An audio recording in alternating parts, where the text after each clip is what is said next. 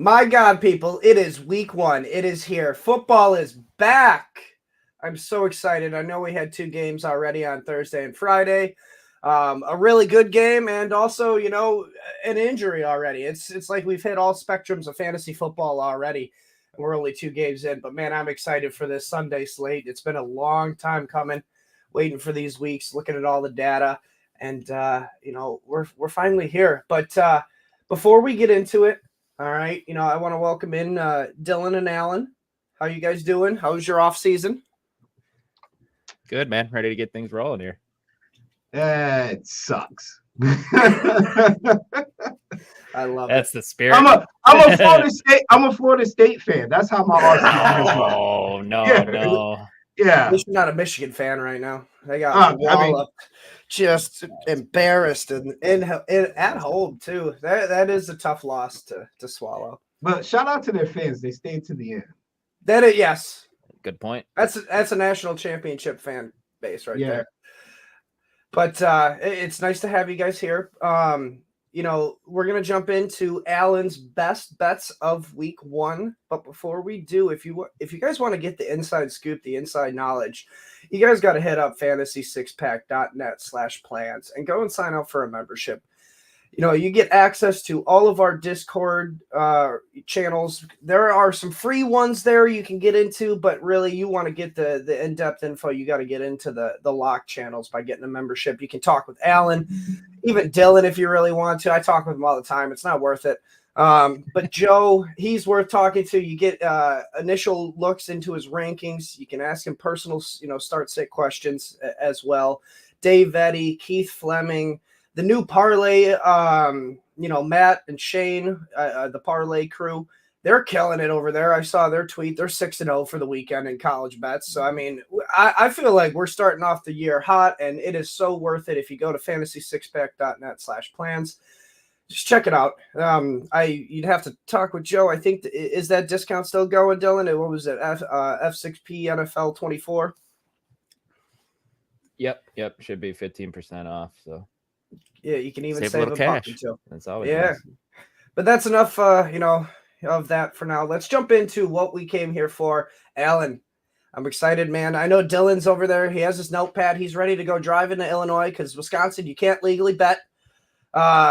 He's going to take all of your bets and he's going to go right to the nearest parking lot in Illinois to go play. Dylan makes me feel special, man. Like I can't even get my wife to listen to me. Dylan actually listens. Love it. Heck yeah. Let's roll, Alan. All right. So look, week 1, man, it's what I always say. Nobody's right until they're proven wrong, or the other way around. Nobody's wrong until they're proven right. I don't know. Either way, just throw it out there. Take your chances this week. There's no stupid plays, honestly. There's a couple where, like the Patriots-Bengals. I'm going to take the Patriots with the points because it's just a good spot to play the Patriots. You're getting 8. The Bengals have a lot of questions. They're not even a notoriously fast-starting team. I mean, we can look back on Joe Burrow's tenure. They've had a lot of what the F moments early on in the season. Jacoby Brissett did not look good all preseason. I personally think if Drake May was the starting quarterback, this would be down to probably 6.5, maybe 7. But Jacoby Brissett is a solid veteran, and he's like the king of not quitting. So 8 points is a lot. We could get a backdoor cover here. That's kind of what I'm betting on as a backdoor cover. I don't think that the Patriots will outright beat the Bengals, but you also have to understand that the matchup between the Patriots defense and the Bengals offense is definitely favorable for the Patriots now because they don't have Boyd, they don't have Mixon, and they've got a quarterback who's coming off an injury where he didn't really see a lot of preseason action, hasn't done a lot of practice either. Like they had him on like a pitch count leading up to this. Mm-hmm. I think the Bengals are a team that is going to start out slow. That Patriots team, I followed them the entire preseason. Everybody played pretty much. Everybody's on board. Their defense is faster this year. Not necessarily as a better per se when you look at what they lost in Judon, but they're going to hustle.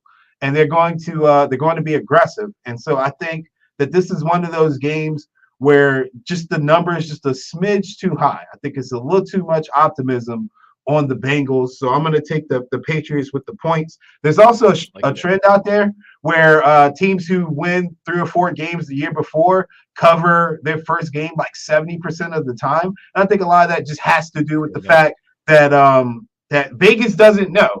And they're going to err on the side of history. And history says you are a 3-win team, so you got to suck coming into this year, right? Like that would be the simple logic. Doesn't always work out that way. One thing we have to remember too, the NFL is a league of pride. No matter how bad a team is, they typically still compete from the beginning to the very end. That's why we don't see a lot of these spreads like you see in college, where there's like a 25, 35-point spread or a 14-point spread. We typically, when it comes to the NFL, don't get anything over 10 most of the time. So 8 is asking a lot for a first game with a team that has not done a lot of preseason play or preparation leading up to this point. The next one, I'll go ahead and do this for Joe. I kind of like the Commanders today with the 3.5.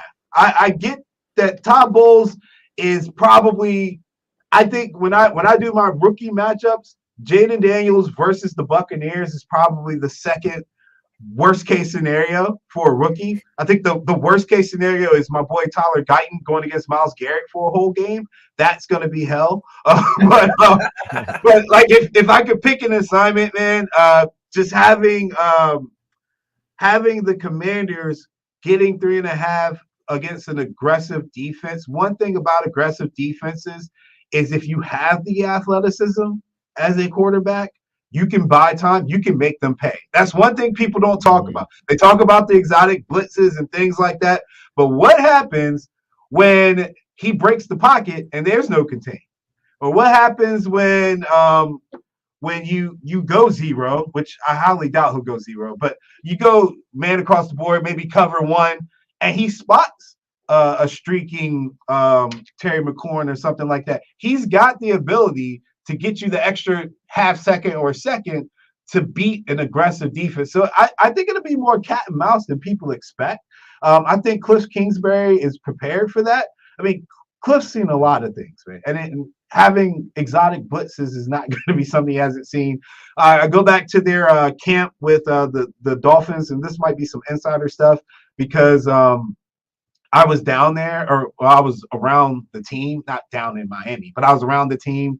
And they talked about how Miami blitzed him and gave him a lot of good looks. It was more of a realistic game than it was a scrimmage, and he handled it well.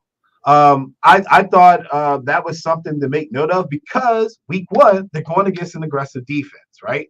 So 3.5 is going against the grain for sure because not a lot of quarterbacks win and cover in their first game. So I'm not taking them to win. But we're talking 3.5 points, man. Like, it's if they got a field goal kicker, we might can get that. They're going to score some points. I don't think they're going to have the hiccups on the offensive side that people are expecting. I think Cliff and these playmakers will present some problems for a Buccaneers defense that collectively isn't that athletic. They're good, they're solid, but when we think about their overall speed and the ability to stop scrambling quarterbacks and things like that, I mean, the only thing we have, I guess you could look at that Eagles game, and Jalen Hurts and that team just were a shell of themselves by that. I want to see the Buccaneers prove to me that they can handle the athleticism and the dynamic that is Jaden Daniels. And again, I'm not expecting him to come out RG3 it or be some phenom, but I know the kid's talented. I know he's got the ability that, you know, if you get too aggressive, he can and will make you pay. And then on the other side of that is Baker Mayfield. When did he become good? Like, honestly, I need somebody to answer that question for me. Like, it irks my soul that people just assume because it's Baker Mayfield and the Buccaneers, they're returning all these people, yada, yada. They were not a great team last year. They were okay. They were in the worst freaking division in football. And they only won that because Arthur Smith is an idiot, which we covered that every single week last year. Like, outside of that, like, we're not talking about some world-beating Super Bowl contending team. They're okay, you know, and they've got an aggressive coach. So I worry about the Commanders' defense I keep talking about athleticism, but it's going to come up this year. They don't do well with covering in a lot of space, like in open space, but I don't think the Buccaneers really present that problem, thankfully. It's not like they're the Dolphins, when it comes to speed Sure. and how they attack you. So I think that might play a little bit more into the Buccaneers' hands. If we can get some turnovers, which I anticipate typically when Baker Mayfield plays, that I'll get turnovers. I think this game will be scary for the Buccaneers early on, and then they might have to do a game-winning drive to win in the end. But I'm anticipating that it's going to stay within 3.5. So I'm gonna take that. That's my pick. I don't know if I would put that in my top favorites or tell people to follow me because, like Joe said, I'm crazy. But hey, it's one of those plays that I think when we look at the situation and the number, I think it makes a lot of sense to back the dog. This week, I'm backing the dogs on a lot of games. I think the Cardinals plus 6.5 is a sneaky number. The Cardinals, I actually talked about this on my show this week. So if you look at Kyler Murray as a dog, I think he's roughly around like 52-53% covering. When that number is 6 or higher, he's like 64%. I think that people need to be mindful that this Bills team, we're talking the Bills team that had Diggs and that defense that we're used to seeing. The Bills team, without questions, were not great against big number spreads, right? Last year, I think they only covered like 2 or 3 of those games. And 6.5 is a big number. I'm sorry, especially for week 1, it's a big number. They've got a lot of questions. We don't know how they're going to move the ball. Josh Allen obviously will be the focal point. He can run past. We know what he can do, but who's his playmakers? That question needs to be answered. How are they going to attack people? That question needs to be answered because Joe Brady kind of ran the ball a little bit more than what people were used to, and they didn't have such a prolific and explosive offense. That might play into part 2. I know what Kyler Murray can do. I know Kyler Murray is a stud against a big number. And I think in years past, I've seen them give people fits when they've been miscalculated as far as, the spread goes. So I think that's a good spot to play him. I think the Cardinals kind of fall along those same lines of a team that had like 3 to 4 wins. They're coming into week 1. Like the coverage percentage of a team like that is pretty high. So I'm looking to see them cover. Honestly, when I do the rankings of potential upsets, would not be totally shocked if the Cards find a way to win this game. I'm not high on the Bills, man. I mean, defensively, they lost their captain in Milano. That's going to be tough. They return Von Miller, but he's been injury prone for so long, and the secondary is in shambles. Their team with, I think, probably the most questions of any team in week 1 as far as like what are they going to look like in comparison to what they did last year. So I got to give Gannon some credit too. I think he's done well with getting that team prepared. And also I'm a little worried that this will be a Connor game. They'll just run the ball down their throats, which would be good for me if I'm backing the Cardinals, but also a concern for the Bills. Again, Bills, my barber's a Bills fan. I told him, look, I love Josh Allen, big Josh Allen supporter, but they're one of like 5 teams. You got to show me. You have to show me you can handle a 6.5 spread against a Cardinals team that honestly is going to be game at some point. And again, these are the games where you have to consider too. This team's losing by 14 with 2 minutes left in the game. What are we looking at here? Obviously, I would like to bump it up to 7, but like the backdoor cover potential, like those big spreads, that's how we usually get hit over the head. The Patriots are a team notorious during the Brady run. They would step on your throat. You didn't have to worry about that. But the Chiefs in the last couple of years, those big spreads that they don't cover is because they let their foot off the gas. That's what they do. Makes sense. So you gotta consider who you're betting on too. Like, are the Bills gonna take their foot off the gas? Probably. I mean, it's week 1, And again, 6.5. I like that number. The Jags plus 3.5 was an interesting line to me. I'm just highlighting this because it's one of those games where it could go either way because Miami notoriously has covered the spread at home. And then they are a team that gets off to a fast start. They're counter to what I said about the Bengals. You have to be a little concerned at all times about their overall team speed. But I think the Jags have enough on offense, and I'm not the biggest Arik Armstead fan, but I think he can be a game changer for them up front. And I think that's where the difference is going to be made for this game, is that the interior defensive line for the Jags has improved enough where they can get to Tua a little bit more, make him a little bit more uncomfortable. And then they've got Thomas, who I expect big things out of him. I think they give this Dolphins team a run for their money in the first game. So I am on the Jags to cover the 3.5. If you can get it down to 3, it's one of those lines where if it was 3 and lower, I'd probably be Dolphins for sure. But we're talking that half point. Just looking at the number, I lean more to the dog in this particular game. Now, with that, is always the disclaimer: you are betting on a turnover-prone quarterback, and I love Sunshine to death. But man, those interceptions, they come consistently and they come at the worst times. But Doug Peterson is in his own right. He is an offensive mastermind. Some of the wrinkles he's come up with has led to Super Bowl wins for not only his team, but the freaking Chiefs, which I always go back to when they beat the Eagles. That was the Jags play. I hate that. But either way, you got to give him some credit. I think he'll have this team prepared. Again, it's week 1. I'm going to take my points with the Jags. A line that I think is like crazy. The Giants are plus 1.5. Sam Darnold's laying points on the road. Right. I know. It's one of those lines where I'm like, all right, am I tripping or are they tripping? Like, somebody figure this out for me. So because I'm so curious, I'm going to put a small play. This isn't like a unit play. This isn't going in my super contest, but I'm going to put a small play on this line because I wanted to bring this up on the show because there are times when we're talking gambling where something just doesn't quite make sense. And you can find value in kind of tagging along on a play. In college, I'll give people an example of what I've done in college. The Mountain West is they've been so good to me money-wise over the last 2 weeks, and I'm probably going to stay here for the entire season just because like their lines have always made me scratch my head. SMU and Nevada. I was like, why is SMU favored by so much, man? They like, what have they done to be laying so many points? And I tag along on Nevada. I'm like, oh, this team is pretty talented. The very next week, they get Troy, who has all these questions, and Troy is a 7-point favorite. I put Nevada money line, and Nevada ended up winning. So regardless of what happens for the rest of the season, I'm probably up on units on Nevada just because I tagged along in week 1 and I found something that I like.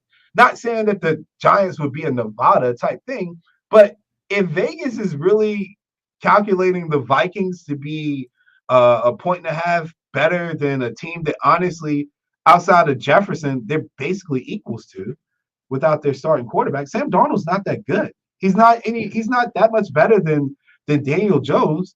So like, what are we getting here? And I say that to say, like, I put a small play on it, but if the Vikings look like crap and they end up not covering, then I'm definitely going to fade them heavier when the line's probably going to be fluffy on the open for week 2, whoever their week 2 opponent is. Like, kind of have to tag along and just keep an eye on stuff like that. And like I said, there's a long spiel about basically just staying current because something's not right about that line. That I actually flagged that for the NFL is rigged play of the week because people love to say that. Another warning: Colts and Texans. That is definitely flagged for the NFL is rigged play of the week. You're laying 3 points against a divisional opponent on the road in week 1. That is always tricky. I don't care who it is.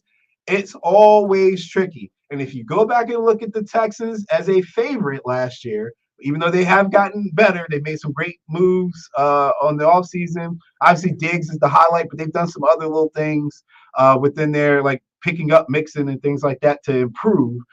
But if you look at the historical numbers of divisional opponents meeting week 1 and being favored by 3 points, it's a little shaky. So I marked that as a game to watch. The Falcons laying 4 now. I don't know who the quarterback is. I wish I could tell you guys, but I think that's a fair number regardless of who's the starting quarterback. And then the Panthers plus 3.5. Really bad numbers for Dennis Allen and Derek Carr as favorites of 3 or more. Little early optimism on the Panthers to be competitive, I'd Yeah. say take a look at it. It's, again, situational play. The Saints just don't do well covering the number. But I would keep an eye on that as well. And again, divisional opponent. And they're hosting them, but they're favored by more than 3. It's worth a shot to keep your eye on. Yeah, for sure. And the Saints, I think, stink, so that'll be nice. Yeah. And sorry, I pulled the key if I went a little too long. It's week 1. I apologize. No, you're all good, Alan. Before you get out of here, though, how about you let everyone know where they can find you? And that was awesome stuff, man. You can find me on the ESPN Richmond app, 106.1 ESPN Richmond app, every Monday, Tuesday, Thursday, and Friday from 6 to 7. My Fridays might change to 5 to 6. Just keep an eye on it. But that's where I move my podcast, essentially, because I'm here at the station all the time. I don't have time to podcast, so I put my podcast on a radio show. Like, I don't know if that's cool or not, but I'm doing the best I can. Works We for do me, what we man. can. I like it. Yeah. Oh man, it was a pleasure having you though, Alan. I'm sure Dylan's over there just waiting to get in his car so he can go set these bets. We're gonna look, Dylan, we're gonna hit big, man. We're gonna do a crazy underdog parlay. I'm already on it. Love it. Let's go. All right. Y'all take care. Take care. Al. Have a good luck. All right. Peace. All right, guys, we're on to our next portion here where we are going to welcome in the founder of F6P, Fantasy Six Pack himself, Mr. Joe Bond. How's it going? What's up, Hey, fellas? Week 1. Alan's You know. pumped, obviously. Yeah, it is, man. That was great stuff. I'm excited to get those bets in, man. How you feeling about your rankings this morning, Joe? He's stressed. Week He's been telling me. one's always interesting, man. I saw some of your questions that you got laid out for me. Not gonna lie, these are all gonna change this morning. But because I mean, we're dealing with Jamar Chase possibly not playing. Yeah. We're dealing with there's a lot up in the air. So you're gonna ask one question, now I'm gonna have an answer that you probably aren't gonna like, but we'll go for it. I did see an update that Jamar Chase was warming up on the field. Okay, That's good news. It's better news than I expected. Yeah, I mean, we're gonna have to adjust pretty quickly on that one. But let's fire away because I know we got a lot to get to with you guys at the supposed to be the 11 o'clock Eastern hour, but we're gonna be a little late. Sorry, fellas. Week 1, we're still warming up too. We'll get all those questions answered. Yeah, the first question I got for you, Joe, is Mr. Jared Goff. We're pulling from ECR consensus rankings over at Fantasy Pros. They have him as quarterback 11. Joe, you're a little bit down on Goff this week, taking on the Rams. You have him down at QB 13. What's giving you a little bit pause of having him outside your top 12 quarterbacks this week? And so this was the question that I was alluding to. This one could change pretty quickly because I will if Chase does not actually play, which it sounds like it may be going in the direction of him playing. If Chase does not play, I'm dropping Burrow outside my top 12 for sure. So that will bump Goff in there. Now, I mean, look, I like Goff a lot. Don't get me wrong. I think he's a very good quarterback to play. As Mike made fun of me on the Fantasy Six Pack Hour on Thursday, I'm actually liking the rookies this week. Daniels and Caleb. I really do like them this week. Alan talked about, Daniels playing as well. I don't think the Commanders win as much as I would like them to, but Daniels is going to have a very good fantasy floor with that rushing. The Commanders stink still, right? I mean, like it's McLaurin and then it's Daniels running the ball. He's going to break containment and just bust out for like 60, 70 yards rushing. If he gets a touchdown, that's huge. That's going to be hard for Goff to make up. He's going to have to throw 3-4 touchdowns type of thing. Yeah, that's tough, man. So that's the kind of thing where I think just the floor that those more mobile quarterbacks give themselves, especially with these rookies, I think just makes that much of a difference for me. Yeah, no, that's totally fair. Looking at the running back position, and we're just going to jump right into it. Jared Goff's teammate, Joe, and that's Mr. Jahmyr Gibbs. ECR running back 7 still, even with the hamstring injury. You're a little bit more not so keen on him having him as your RB12 this week, a borderline RB1. What are your thoughts on Jahmyr Gibbs in this matchup? I mean, this kind of goes right in line with my thinking about him this whole offseason. I did not have him inside, I did not have him as one of the top, first round running backs like a lot of people did. I don't think David Montgomery is going away. I do think there's enough there. They get close to the goal line. They're going to pound the rock with Montgomery. The short line, short yardage stuff, that's Montgomery's game. Gibbs is electric, don't get me wrong, and he's awesome. I think he's going to be totally fine. I'm not saying don't start him. Don't get me wrong. Like that is not the case here. I just think, hamper expectations a little bit, temper expectations a little bit. Sorry. There's just a lot here right now. I mean, I'm not a big Rachaad White guy. He's going against the Commanders. They're atrocious. So he goes over him this week, that kind of stuff. So it's just a little bit of matchup. And just matchups more with other guys. Like he's got a pretty tasty matchup himself, but there's a lot of mouths to feed in Detroit. Amon-Ra, Montgomery. Yep. We all like Laporta. We all like Jameson Williams to get back into the action. There's a lot going on there. So Gibbs, it has a little bit of risk, in play there with that. So he's gonna have to bust out some big plays, which he absolutely can do. You got to consider that. Yeah, totally fair. And then another guy here, you already alluded to him, and then it is Mr. Rachaad White, ECR running back 11. Joe, you have him as RB7. Is there anything outside of the matchup that's making you move him up in your rankings this week? Yeah, I mean, I know a lot of people want to say that Bucky Irving is going to is going to take some of the workload away. I don't disagree. I just disagree with it happening right away. Okay. I we talked about on Dylan, you and I did that interview with the Bucks beat writer, and one of the things that he said is, and which is what a lot of fantasy managers and analysts were kind of mentioning this whole offseason, was Rachaad White was very volume based. He was very inefficient. And that if he doesn't get that volume, then he's not going to be as valuable. Absolutely agree with that. And I don't think he's going to get all the volume he did last year, because Bucky Irving is there and they're moving Chris Godwin into the slot. And the beat writer agreed. However, he also did say that offensive line looks much improved. They're not going to be one of the best offensive lines in the league, but they look improved. So maybe the efficiency goes up slightly. The volume drops, so that kind of balances back out a little bit. And early on, against the team who allowed the most points to running backs last year in half PPR formats, the Commanders, you just got to like this matchup to start off the NFL season for Rachaad White.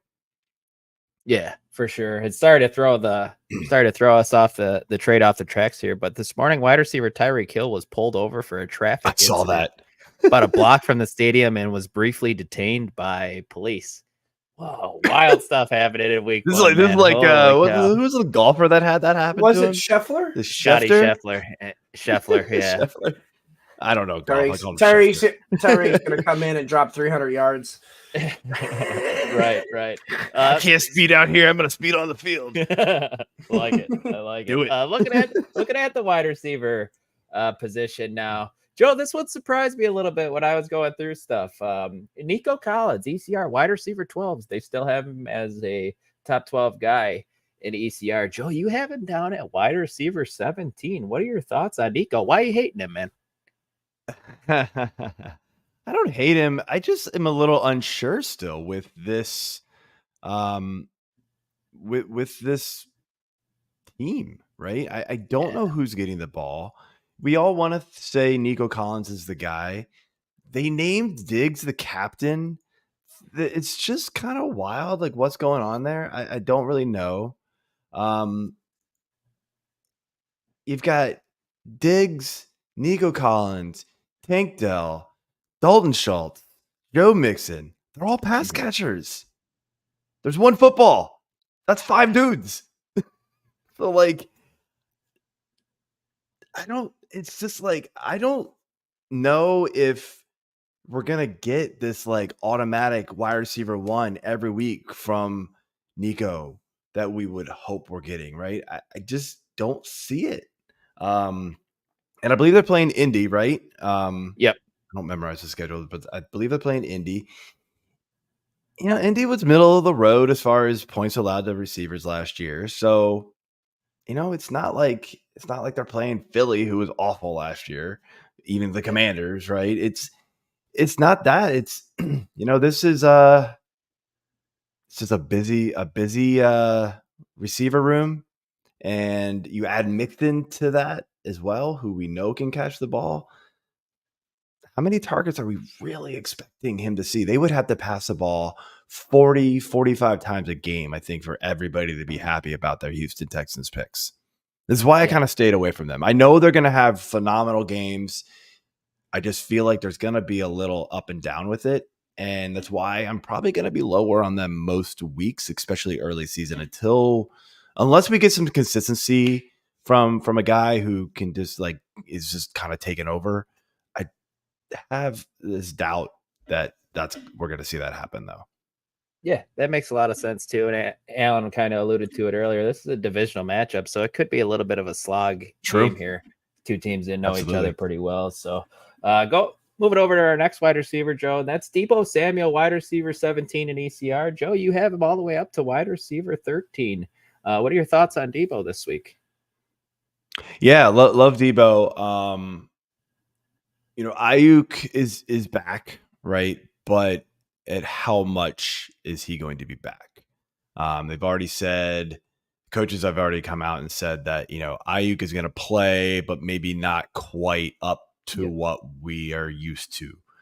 That opens the door for Deebo. Plus, you're adding a CMC hamstring injury on top of it that has led him to be questionable. I think CMC plays, but maybe they kind of hold him back and don't go 100% with him. It is a tough matchup against the Jets. The Jets have a legit top 3 defense in the NFL, I believe.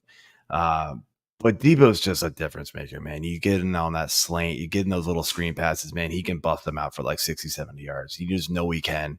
So I think there's going to be a little uptick in usage for Deebo this week that makes me want to lean into him. All right. No, I'm with you. That makes a lot of sense there. Now, the last guy we have here, no tight ends this week, guys. Not a lot of movement there. We have Amari Cooper, who I feel like is always a topic of conversation here on this show, Joe. Because wide receiver 24. Right. No, wide receiver 24. You have him as wide receiver 28, Joe, a little bit lower. What are your thoughts on Amari Cooper with the Browns? This is a bit of, going against the Cowboys. We know their defense can allow yards, right? But Deshaun Watson hasn't been great for the Browns either, right? I need to see Watson actually perform well in a game with Cooper before I'm like, yeah, let's go in. There's just some other matchups too right around him. So I've got guys like Christian Kirk ahead of him. Devonta Smith was ahead of him. I like Godwin this week against the Commanders, moving back into that slot like I mentioned. I actually still have Ayuk ahead of him. That one could move. I'm kind of 50-50 on that one. But I mean, this is a tougher matchup. And again, just the Browns, they're going to be a different team this year. They're not creating their offense around Nick Chubb this year, which even when he was out last year, right? I mean, that was the team they were, right? It was run first, pass second, and then Flacco came in and that sort of changed it. But with Watson there, I mean, we've seen it for years with him, or I guess years, but still weeks because he doesn't play. He just has not been that great with the Browns, unfortunately. So I need to see it a little more before I'm ready to put Cooper way up there in matchups like this one. Yeah, that makes a lot of sense, Joe. Absolutely great stuff, man. Before you jump out of here, let everyone know where they can find you and find your stuff, man. Yeah. At F6P_Joe. We got lots of great content over at Fantasy Six Pack. Go ahead and jump it out. Most of it is free this week. Just a couple of things behind the paywall still. But we left a lot of stuff open this week so you guys can get a sneak peek into what we have to offer. So go ahead and check it out. Yeah, and if you like it, get a membership. Go to fantasysixpack.net/plans. Get a membership. It's worth it. Yep. All right, guys. Have a good one, and I'll talk later. Rankings. See you, Joe. Good luck. Thanks, man. Take See you care. guys. All right. So on to the next part of our segment where you guys have been waiting so patiently, and we really appreciate it. Before we do, let's welcome in our third guest, Mr. Jordan Schultz. JJ Schultz, how you doing? Good, man. How are you guys doing today? Doing good, Jordan. Nice to see you, man. I feel like I haven't talked to you in a long time. It's been a long off season, man, but here we are. We made it. We are back. We got football starting in 2 hours, man. Yeah, life is A little good. under. No, I'm extremely stoked. It's like Christmas. I told my wife that yesterday, and she just looked at me like I was an idiot. Yeah. I'm being held together by the good news that it is not an ACL tear for Jordan Love. It is just an MCL There you sprain. go, man. Yeah. That is holding me up for now. I'm in a better morning than Tyreek Hill, it sounds like. So Yeah, which I did see that Drew Rosenhaus said that he is going to play.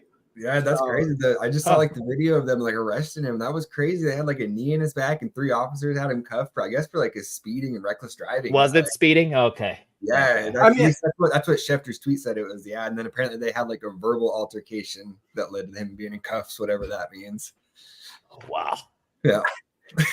Wild stuff this morning. It just means it's going to go nuclear, like Scheffler did in golf. Not being your first round pick, though, and just sitting there watching that news this morning. Oh, crap. Man. That's great. I am so excited, guys. I know that me personally, with all the leagues I'm in, JJ, I know you're in a decent amount. Same with you, Dylan.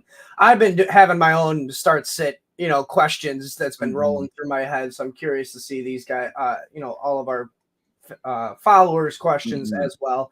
Looks like they've been building up a little here. So let's just jump right into it with the first one we have here. Foxborough News. I kind of like that name. 16-man half PPR. That's a fun league. That's a crazy league, stressful league, but that's fun. He's got Goff and Murray. He's also got Harrison Jr. The stack. JJ, I know you've been waiting behind scenes, waiting to get in here. Share your input, so I'll let you go first. Yeah. So on this one, I'm going to go ahead and stack Murray. I'm assuming the question here is starting between the 2 quarterbacks here. Yes. Okay. Yes. I'm going to go Murray here. I'm going to stack it up. I do like Goff season long, but I've been drafting Kyler Murray everywhere, most, dynasty leagues, of course, on my end. But yeah, I'm big on Kyler this year. I think between Harrison Jr. and Trey McBride, they finally got him set up with some really nice weapons out there. I think Kyler's going to have a pretty good year for fantasy owners. Yeah, man, I'm right there with you. I'm going to go Kyler Murray over Goff as well this week. The rushing floor is there. They got him a bunch of weapons, like you said. We also don't know what we're going to get from this Bills defense today. There's so many moving pieces. Milano going down, having to replace a ton of their secondary. So what is this defense really going to look like? So I really like Murray in this matchup. Lots of questions in the secondary for Buffalo. Yeah. I think Murray edges out Goff here just in general for me with the rushing floor. Both of them have good matchups, at least according to last year's data with everybody's defenses. But I think, if it is too close, the tiebreaker for me is getting the stack with Marvin Harrison. I do think that Murray and, the Cardinals are going to be playing behind from a negative game script, most likely. If not, it's going to be neutral game script. I just don't see them being ahead where it's a James Conner fest. If it's close, it's probably because they're having a really good day throwing the ball too. Exactly. So I lean Murray in this one. I did get an update here that good chance Jamar Chase is active for week 1. Okay, I guess we're leaving it in. Underdog NFL. As a fantasy industry, guys, can we please get a good game right out of the gate from Marvin Harrison so we don't look like assholes for drafting a rookie as a top 12, guys? Please let that happen. And like we've alluded to, it's a good matchup. Make it happen for sure. Yeah. I'm one of those assholes who took Marvin Harrison Jr. over Puka because I was a little scared of the injury, and I just wanted to avoid it. I don't think that's crazy. If he's the guy I think he's going to be, I don't think that's too crazy, honestly. Not at all. So let's move on to our next question here. Calvin Mitchell, thanks for joining us, man. I like the Miami Hurricanes picture. That's sick with the smoke in the background. Full point PPR flex. He's got Montgomery, Jerome Ford, Amari Cooper, and he already has Gibbs starting. I mean, you are limiting your ceiling here if you play Montgomery and Gibbs, although it is possible for both of them to have a game against the Rams. Rams defense is not a formidable defense, so it is possible. It's just you are limiting your ceiling that way. I think I personally would be playing Ford, or the other one would be going Amari Cooper just because of the ceiling being limited with Montgomery. But I want to hear Jordan's thoughts on Jerome Ford, because he's someone who we haven't really talked about a whole lot, and he's got a good matchup against Dallas rush defense that has struggled in the past. Jordan, do you think Jerome Ford is in line for a decent game today for the Browns, or what are your thoughts on him? Yeah, unfortunately, as a Cowboys fan, I am firing up both of these guys, Jerome Ford and Amari Cooper, across a couple of different lineups this week. Dallas has a little bit of questions. We had Deron Bland go down. It's kind of a question over the middle at linebacker. So there are some question marks there. I think the pass rush is still going to be pretty good. I think both of these guys end up having a pretty decent day. Of these two, with being full PPR, I'm going to lean Amari, just because it kind of feels like that would kind of be like a storybook thing. He comes back and plays that. Or I guess we go to Cleveland and they play, and then he lights us up after we get rid of him for peanuts, I'll go with Amari here, but I am starting Ford in enough leagues that if you have a gut call on Ford, I'm okay going that way too. He's guaranteed probably 10 to 15 touches unless something crazy happens, fall into the end zone. So I like both of these guys honestly in this matchup. Nice. Yeah, I think I slightly lean with you with Amari Cooper here, with it being full PPR as well. Give me that. The full PPR is good for Amari Cooper, but I think the Browns win that game against Dallas, so I think Ford just has a better game script ahead for it. But I mean, who else in the backfield for the Browns is going to be catching passes? Pierre Strong? Yeah. Maybe Deontay Foreman. I'll give it to Deontay Foreman, but I think it's Ford, all the way, at least for the first 4 weeks until Chubb is off pup. All right. Dion, longtime listener. Yeah, great to hear from you, man. What's up, man? He's living his best life over there as a Kansas City Chiefs fan. Yeah. He's got Jaden Daniels, Herbert, Cousins, and Mayfield. Also, Geno Smith. Who does he want to replace with Jordan Love for the forthcoming future? For season long, I think it's Jaden Daniels here, right, guys, with that Russian floor. I mean, ideally, you'd like to see it a little bit, but if you drafted Jaden Daniels, for sure, you invested with him already. I think that's where you go. Yeah, I'm going one of the first two, Daniels or Herbert there for sure. I think this first week, or I guess you'd be looking more for week 2 at this point. I haven't looked ahead at those matchups, but I think I'm probably going to go Jaden Daniels unless he's just absolutely atrocious this week. So, but if you're saying if I'm making a starter right now, probably Herbert, because I think he's still going to be better than people are expecting. But I do like Jaden Daniels, assuming he has a good day today, or at least a decent day today. I think there could be a lot of upside in that rushing. Commanders do get the Giants next week, which is pretty decent matchup. Mm-hmm. You'll take that. You'll take that for sure. It's 100% Jaden Daniels, but the other one that I'm intrigued to see how he does in week 1 is Kirk Cousins with all those weapons in Atlanta. Mm-hmm. I mean, we saw him with Justin Jefferson, Jordan Addison, TJ Hawkinson, with Kevin O'Connell. It's not much different, I don't think. I mean, the coaching staff is not Kevin O'Connell, but it's still a Rams, coaching staff. So I feel like Kirk Cousins can thrive in an offense like this, and he might be a sneaky steal. Depending on how he comes off the Achilles injury. That's the only kind of caveat with him. But I'm between those two. And I feel like Justin Herbert is kind of a sneaky under the radar guy too right now, because I feel like in this offense, the offense is going to be efficient. He might not throw a ton like we've seen in the past, but if he has, 21 for 26 games, you'll take that for 240 yards and a couple touchdowns. You like that. I know, Jordan, you were buying the dip on him this offseason because you were getting him at a really solid price. And one thing we know about Justin Herbert too, dropped it lower at that point. It's very, very solid. Another one here from Dion, Jerome Ford, Javonte Williams. That one's easier for me. That one's Javonte Williams. Go ahead. You want to allude to it? Yeah. Better matchup. I mean, I know the Cowboys were not that great against the run last year, and that's what Jerome Ford has, but Seattle's defense was even worse against the run, which is Javonte Williams' matchup. I trust Sean Payton getting his running backs involved for the first start for his rookie QB.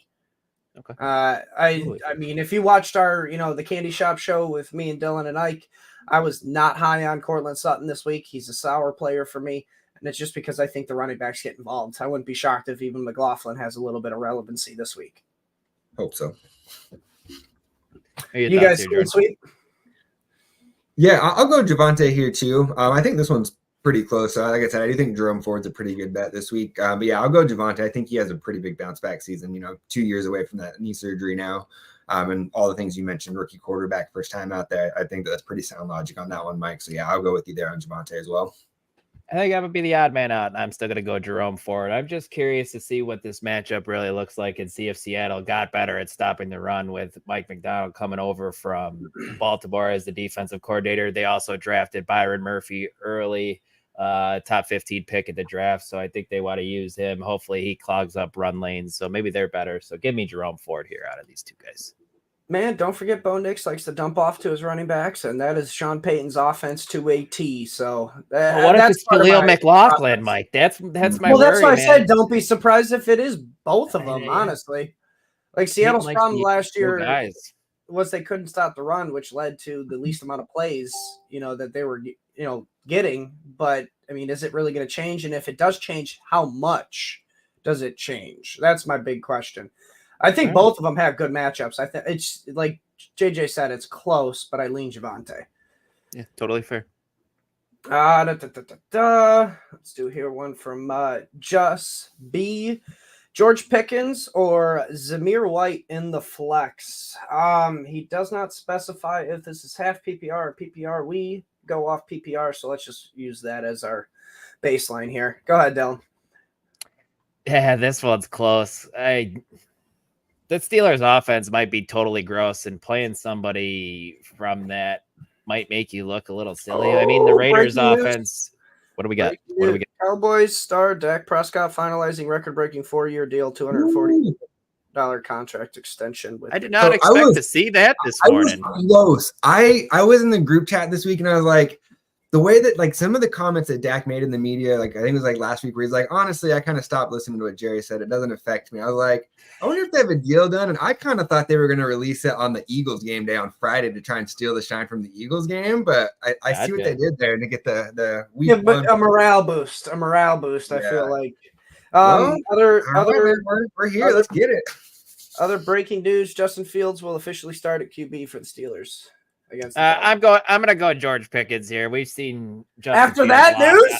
Yeah, we're gonna see Justin Fields lock on to George Pickens today. I know their offensive line's in shambles, man. But give me George Pickens here over Zamir White. It's close for me here just because Pickens could catch 2 balls for 20 yards and not be relevant today. But I think he's still got decent upside as a big play guy and a touchdown maker. So give me Pickens.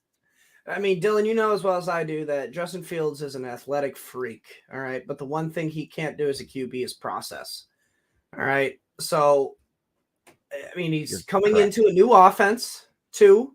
So not only can he not process well, he's also learning a new offense that he's probably not going to process well. Plays a tough secondary against the Falcons. AJ Terrell, Jesse Bates, and man, I can't even recall the other safety they have, but that's a good one. Justin Simmons, right? Simmons is the other one. Thank you. So, I mean, it's a much upgraded secondary. They got a pass rusher and Jude on there too as well. I mean, I feel like if Fields has a day, it's going to be on the ground. It ain't going to be through the air. So give me Zamir White. JJ? Yeah, so I'm going to apologize if I repeat word for word something when you guys just said. I was kind of, getting my phone blown up there with the Cowboys news after kind of taking it all in there for a second. So, all right, yeah, we're back, man. Let's get it. It's a good day. So I'm gonna go Pickens here. reluctantly. Like if they have here, I think that he could be the play out of everybody in the Steelers offense. But I do think that if you're picking like a player that could take like a big step and become like one of those players that is like, oh wow, he finished wide receiver 8 this year. I do think George Pickens is set up pretty nice for that. I will say though, in a lot of the pick'ems I've done this week, I do have the Raiders pulling off the upset today. So I do think Zamir White could be a juicy play. But yeah, I'll go Pickens here still, but yeah, very, very reluctantly. Yeah, if Wilson was the starter, I'd be going Pickens. It's that simple for me. Eddie, is Hill okay to play? Yes, he is. He's probably going bonkers today after that. All right. Dion had a couple more questions here. Did we? Okay, nice. Should I drop Christian Watson and Dobbs and maybe add Najibba, Brian Thomas, Jameson Williams? I mean, Dobbs for Njigba, definitely. I would. Man, it's hard because Watson didn't get, many targets, but he got the touchdown. Dobbs got the targets and, decent amount of yards. Jaden Reed just did, what he could best. And he made the best of a, situation where he didn't get a whole lot. Quarterback situation's just crap there now, Mike. For the foreseeable future for the next month or so. I still think with the way Jaden Reed gets used in the offense, I still think he can have some relevancy. But Christian Watson, Dobbs, I like the ceiling of Watson better, so I'd probably drop Dobbs.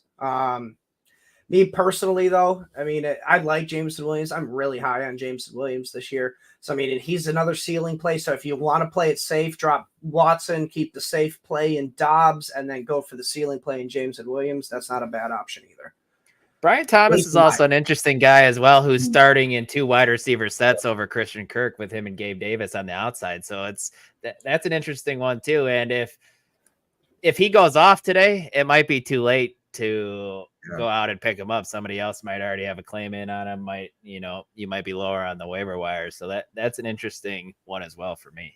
Yeah, assuming if you're considering dropping these guys, I'm assuming they're bench plays too, so you don't need them every week. So the more I'm thinking on it, Jordan Love out, assuming there's no keeper aspect to this league, I think I'm actually going to drop both, and I'm going to pick up Njigba and Brian Thomas. That's not terrible. That's not a terrible option either. Just drop both.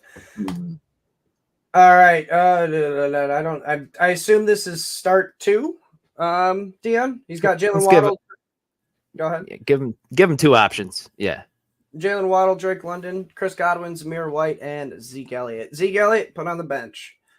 I was going to say Zamir White you can put on the bench too with these 3 options. Yeah. And then it's between the 3 wide receivers. Would you guys rather start Godwin over Waddle this week? I know there's a lot of hype surrounding Godwin moving into the slot. JJ, you're shaking your head. No, what are your thoughts here? I definitely Waddle by quite a bit. Yeah. I was thinking was Godwin could be a good flex play this year, have some wide receiver 2 weeks, but Waddle's going to have those spike weeks where he's like wide receiver 4 and should maintain that wide receiver 2 baseline, especially if Tyreek is, any kind of mentally not there at all today. Give me Jalen Waddle here. I think that's going to be one of the better games of the day, the Jags-Dolphins game.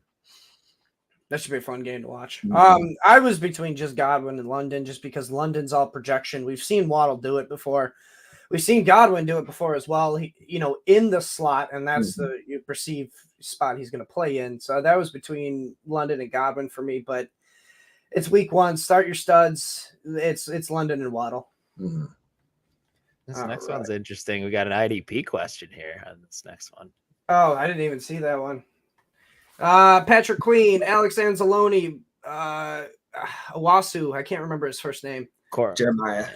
Jeremiah, thank you. And then he needs 1 linebacker and then 1 DB. Devin Witherspoon, Stingley, and Sneed. L'Jarius Sneed. Jordan, let's let you start here. Yeah. So linebackers, I'm gonna go Queen and then JOK.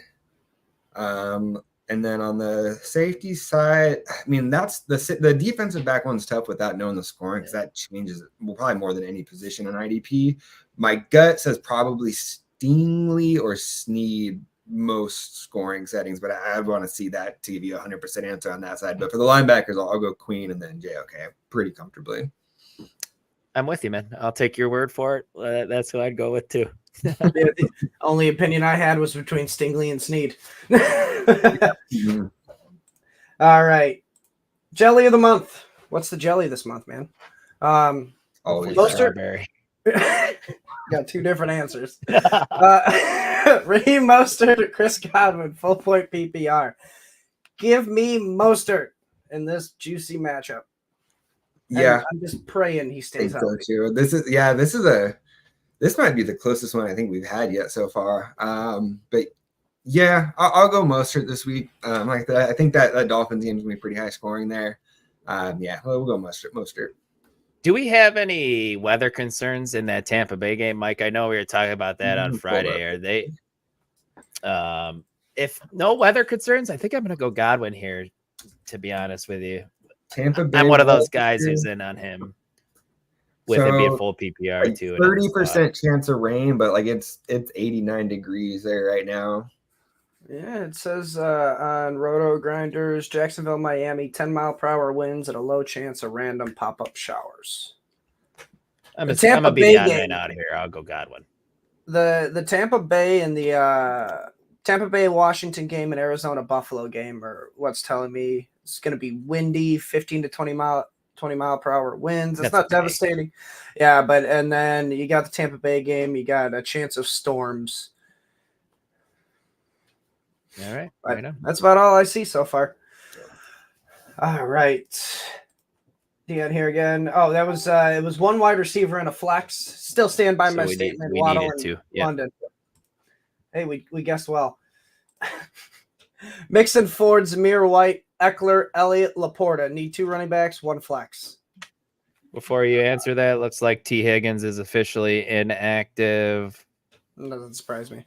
Where is the Jamar Chase? Jamar Chase illness officially active for week 1, expected to be limited. I feel like he's a limited guy that you play though most of the time, right? Like, isn't he historically pretty good on those days still? Limited. I mean, the thing is, Chase is an explosive player that can turn limited into still a good day. It's just he's never been a volume play. He's always kind of been a boom bust play. Which I mean, just get him on the field and he can boom. Yeah. Keenan Allen also active for the Bears. Don't pull a T. Higgins where you go out for 5 snaps and then say, "Nah, I'm done for the game." Then it might happen, unfortunately. It's week 1. It very well could. Knock on wood. But man. My answers here are Mixon and Ford for your 2 running backs, and I mean, how do you not start Laporta in the flex? Who's your tight end that you're starting over Laporta? It's probably Andrews or Kelsey or something. Yeah, he has. No, I'm with you there for sure. Jessup Direction. Say that 3 times fast. Tajay Spears or Gus Edwards this week. Spears is against the Bears. Gus Edwards is against the Raiders. Both particularly tough matchups against the run.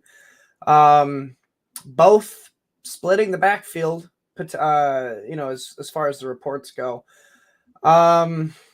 Man, I think it was you brought up on the Friday show, Mike. It might have been Ike that the Bears allowed the second most catches. Fantasy catches, to running back. So that might be where I lean here is Spears because the Bears defense, they're a bend and don't break defense. They're a bend and don't break defense. So they're going to allow those dump offs to running backs. So I think Spears could have a decent day where Edwards goes. If it ends up being a Dobbins day, Edwards could be totally useless. We don't know how that backfield's going to shake out. So I have a good feeling that Spears is going to have a very solid role in the offense. So that's where I lean slightly. Give me Spears. If it's PPR, give me Spears. If it's half PPR, still give me Spears. Yeah, I was going to say if there's any type of PPR at all, I'll go Spears. Otherwise, I think if it's a standard league, if it is standard, I will lead Edwards. Any type of PPR at all, we'll go Spears here. All right, George Play 01. Javonte or Brian Robinson for the flex non-PPR. Really this is straight up standard. Okay. Brian Robinson then. Give me all the Brian Robinson as well. I think B-Rob has a good day this week. Man, it's a tough matchup against the Buccaneers. That's what really scares me away. Being that it is standard, though, I will take Robinson. If it was half PPR or PPR, it'd be Javonte. Yeah, I agree. What's up, Jason? How you doing? Superflex. Looks like it's probably his QB2 here. Jane Daniels or Kirk Cousins? Give me Daniels. Yeah, give me that rushing quarter, the rookie rushing quarterback that doesn't have a lot of film on him. Yeah, hope he had like one of those coming out of the games where he just explodes. Yeah, I'll go Jaden Daniels. Yeah, I'm nervous about Cousins and Rodgers this year. Honestly, I want to see how those guys come back off the Achilles. Like, I mean, that's a tough injury when you get that at like 22, when like they're both mid to late 30s. Like, if I wrecked my Achilles, like I would never be the same at this age. So like I can only imagine how they're feeling. So yeah, I'll go Daniels here. You hit the nail on the head, Jordan. I think it's Daniels. I want to see Kirk Cousins got to show me. I know we've heard some good things. I interviewed a beat reporter from the Falcons saying that he was surprised at Kirk Cousins' arm strength, seeing him in person, and he's slinging the ball looking good, but still show me on the field with live action going on, with a pocket collapsing around you, see how comfortable you are with your with him moving around on those feet. So yeah, give me Jaden Daniels. I know Alan mentioned like the one time that the Tampa Bay Buccaneers has had success against running QBs is Jalen Hurts. The one thing that I find different, though, is Jane Daniels is not the same style of running quarterback as Jalen Hurts, where the Tampa Bay Buccaneers are really set up to stop power rushing, strong power rushing, where Jane Daniels, I think, can just run around them. It's like what Alan alluded to. They're not very fast, the defense. So I feel like Jane Daniels might get like 60 to 80 yards on the ground today easily. So, yeah, that one's clean sweep there, Jason. We got one here from Malachi. Pick 3. Monra, Debo, Chris Godwin, or Jerry Jeudy? This one's easy in my opinion. It said Jerry Jeudy. He added Keon Coleman to that list. Oh, does and Keon Coleman? Does that change anyone's minds I'll here? still go Godwin. Not now. You asked me that question 6-7 weeks from now, it might be Keon Coleman, though. I am high on him as having a second half breakout for that offense, just like most rookie wide receivers. That's why I'm not really high on Brian Thomas this week. He's Marvin Harrison, Malik Neighbors. I will give them the benefit of the doubt because they were top 6 picks in the NFL draft. The other ones I got to see it from first. Yeah, totally. I'm starting Rome in a few leagues, but yeah, other than that, I agree. Jason wants to know, you starting Chase today.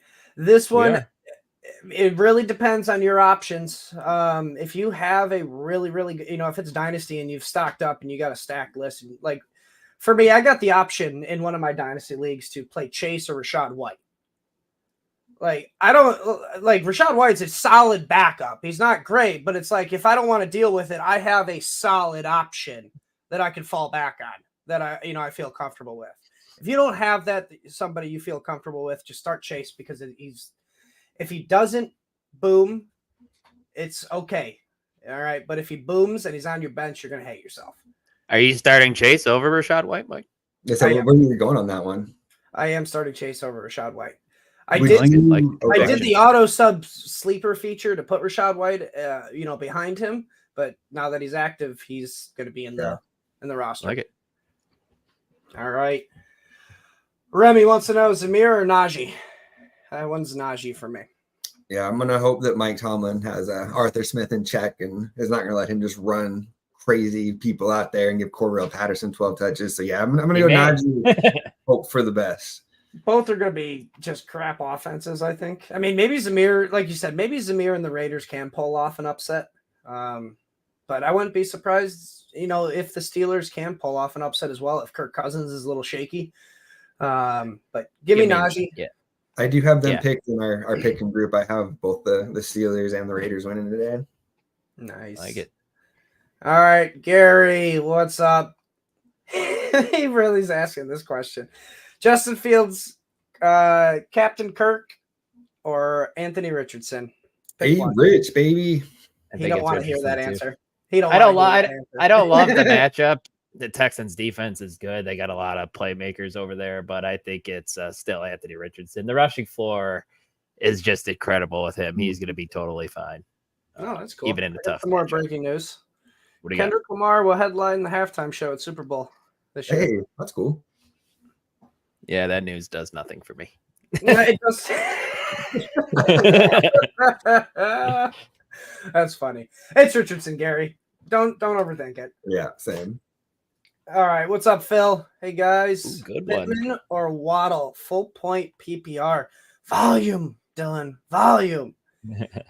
No, it's man. I don't think you This go one's the a tough volume one. here. I think it's Jalen Waddle. I think you go for the upside here. One's the boomer safer. butt, Yeah, one's safer. boomish bust guy. One's you got a higher ceiling here, and it's definitely Waddle. I didn't think about this until JJ just brought it up with the Tyreek Hill situation. If Tyreek Hill is maybe a little sore, it is full go for Waddle. Yeah, or just out of it. It is full go for Waddle, and Tyreek Hill becomes a little bit of a decoy then. So I mean, and even without him, I still think Waddle and Pittman are still going to be fairly close when it comes to how many fantasy points are scored this week. I guess we kind of have a precedence for this too. I mean, we've seen a pro athlete get arrested and come out and have a great day that same day with Scotty Schultz. So we have some precedence with it for Tyreek coming out and having a game. Like maybe. That being said, though, I will go Pittman here. I'm pretty high on the Colts offense. I think he's going to be pretty guaranteed, like 6 to 9 targets today. Yeah. Big on the Colts offense, but yeah, you can't really go wrong in this situation. I would be surprised if both of these guys aren't finishing in the high teens in fantasy points this week. One will just be more one will have a stat line of like 9 for 90, and the other will have a stat line of like 5 for 110. Pretty much. So on to the next here. Brody wants to know Christian Kirk or Malik Neighbors. I cannot sit Malik Neighbors this week. Oh yeah, no, Neighbors for sure. I am infatuated with him and Marvin Harrison's talent. I can't wait to watch it. Christian Kirk, it's interesting in that offense. We already mentioned not starting in 2 wide receiver sets, and Christian Kirk's a guy who I like because he's always got a solid floor. He's always going to give you around 10, 12, 15 fantasy points. But the argument here, though, is Malik Neighbors has the safer floor after what we've seen in preseason and what they have behind him.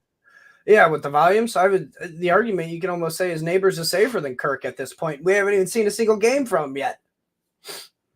Yeah, it feels like his floor, like a bad week with him, is going to still be like 7 catches for 30 yards in that offense just because he's going to get peppered with targets every single week there. So, yeah, I'll go Neighbors. This one's for you, JJ. Well, I mean, it's easy to say that when you have Patrick Mahomes as your quarterback. But yeah, I mean, hey, luckily you don't got to pay him. That's all I'll say. Dak's overrated in the playoffs, man. That's fine. He's fair. Good regular season quarterback and a great fantasy option at quarterback who's underrated. We only play fantasy in the regular season. Dude, it's crazy how Dak just goes under drafted in drafts every single year. The man just finishes this quarterback 3 last year, and he's still outside the top 10 in most leagues, which is a totally blasphemy to me. Yeah. Gabriel's next question here we got is Brandon Ayuk or Christian Kirk? Ayuk by a landslide on this one. Ayuk has a really tough matchup. He's probably going to get shadowed by Sauce Gardner on Monday Night Football against the Jets. You think he gets the shadow? I don't know. That's what makes it tough, man. I don't know if they do shadow. Maybe they just play whatever side there. I mean, there's so many guys on there. Like, it's just like, are we sure Ayuk is the one that they shadow the whole game? Like, yeah, I honestly don't know. Yeah, it's I love how I just stirred the pot right there. I'm still going Ayuk. yeah. I'm gonna go Ayuk for sure. It'd be different if Ayuk was somebody who we've seen thrive off of volume his entire career. That hasn't been the case. He's always been a super efficient guy. So if he's at a pitch count, playing 60, 70% of snaps, he can still totally be fine. Give you 4 catches for 80 yards and a touchdown. Kirk is a volume guy. Oh, Kirk volume guy. Gotcha. I think I read that Ayuk's full go, like they don't expect any limitations. Well, no, what he was saying though is Ayuk's never been really like a volume guy, like an Amon-Ra St. Brown, but he's more of an efficiency player. Where Kirk is the volume guy, and we at this moment, week 1 with Brian Thomas and Gabe Davis as your 2 starting receivers over him.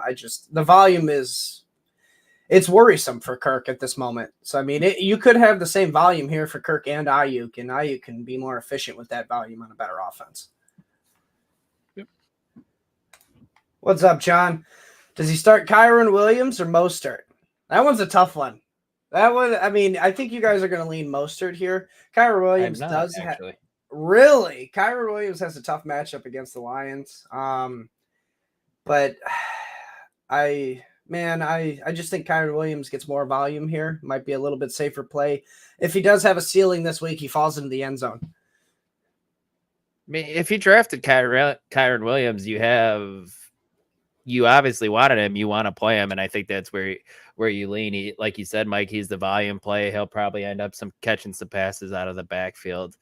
I'm not a Kyron guy. I don't have him anywhere because I don't think he's anything special. But him or Mostert, who's going to be splitting carries with Achane and maybe Jalen Wright as well. Give me Kyron here, even in a tough matchup. Man, if you can, try to work Mostert into that lineup too. Yeah, I'm with you guys. Kyron's a play there. Worst case, he gets a couple extra points on the returns, but for what we've seen so far, it seems like teams are still just booting it out of the end zone every single time. So yeah, right. Who knows if he's going to get any extra returns or any extra injury risk that way anyways. The NFL goes through all these hoops to change the kickoff return, and then you just see the Chiefs come out on Thursday night and just blast it through the end 5 yards. Letting teams start from the 30. They don't give a shit. They don't care at all. I think it was Rodney Harrison. I was watching the pregame. Rodney Harrison was the one that said that they didn't make the punishment extreme enough. Mm-hmm. They need to bump it out to the 35-yard line, the 40-yard line. 40 like it was for illegal procedure. The coaches don't care about that extra 5 yards, so they got to drive 70 yards now. Whoop-de-doo. The 40 makes sense because if you kick it out of bounds and it just goes out of bounds on a normal kick, it comes up to the 40 anyway. So I mean, maybe if they really want to start getting more returns, maybe that's what they got to do. Gary goes, did I miss your guys' answer? Yep. It's Anthony Richardson, man. Oh, it does look like he follows up. It looks like he said that the pick 2. Look, a couple more comments down there. It says pick 2, my bad. There's a pick 2. So Gary, Fields then. Give me Fields, man. Let's hope for a long run. We're gonna go rushing quarterbacks, go zoom today with Richardson and Fields. That's a tough question, man. Where do that is a fun lineup, though. You're absolutely right with the zoom, Jordan. I like that. Give me Justin Fields here, too. You talked me right into it. Give me Fields and Richardson. You're going to have 2 QBs, Gary, that might have 200 yards rushing combined today. All right. On to the next one here. Great questions, guys. Keep them up. Matt, he's got Dak, Stafford, Baker, and Fields available. Would you start any of these guys over Dak? Dak's got a tough matchup against the Browns. I think I'm still going Dak here. If you're scared off of it, Baker is a great matchup this week against Washington. I was going to say Stafford, but I don't feel great about that one either. I'm going to go Dak. I like Stafford this week. I actually have him in a DFS lineup stacked with Puka and Cooper Kupp. I like Stafford this week. That's just I'm actually gonna go Baker here because of the matchup. I don't love Baker as a quarterback, but against Washington, man, it's hard for me to pass up. So we absolutely didn't help Matt here. No, we just went.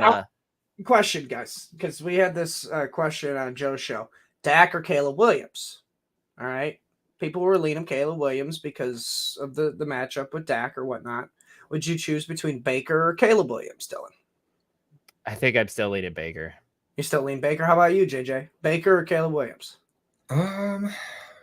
Caleb plays Tennessee. Yeah, I'll go Caleb on that one, but I can see where the pause is at. I mean, Baker was really good last year. I kind of want to see what happens, this year without Dave Canales there. Yeah.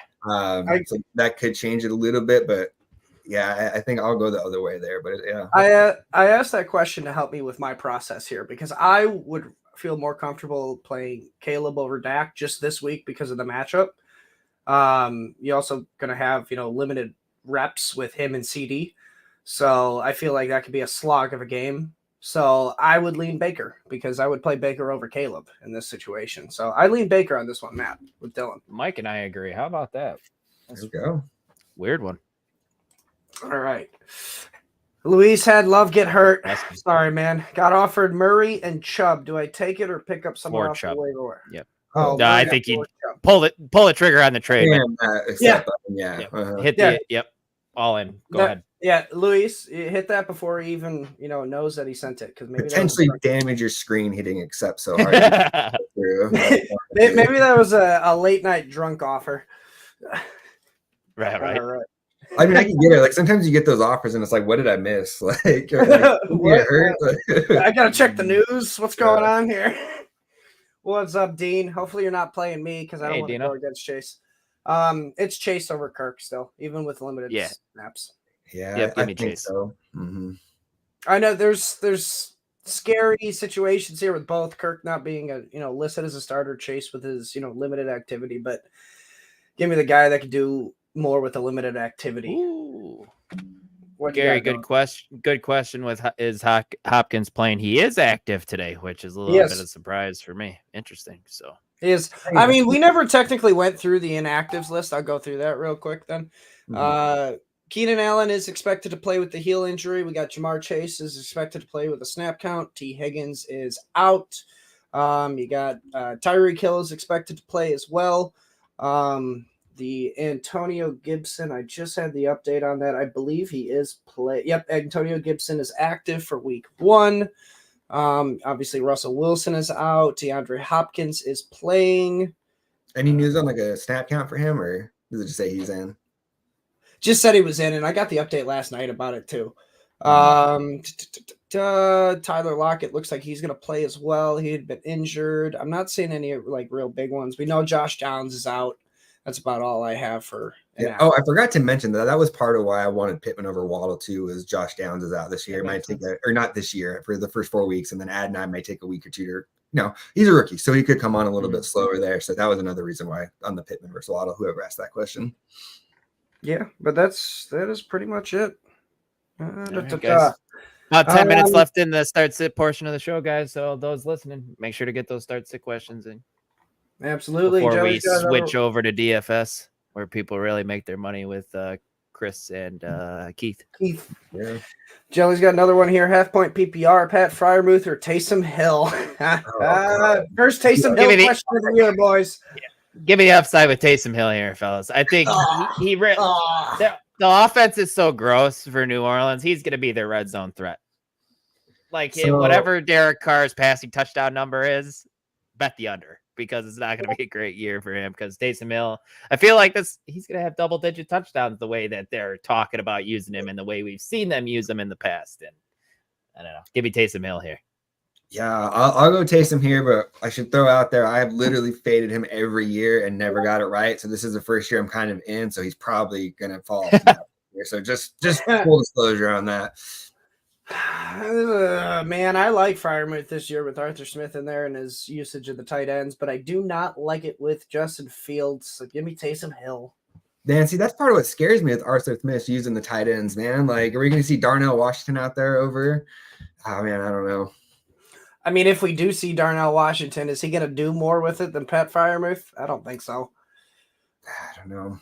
The reason Arthur Smith did what he did in Atlanta is because he had somebody like Jonnu Smith and Mikael Pruitt, who, I mean, not great, did what Arthur Smith wanted to do. Darnell Washington's only a second-year player. He was very raw coming out from Georgia.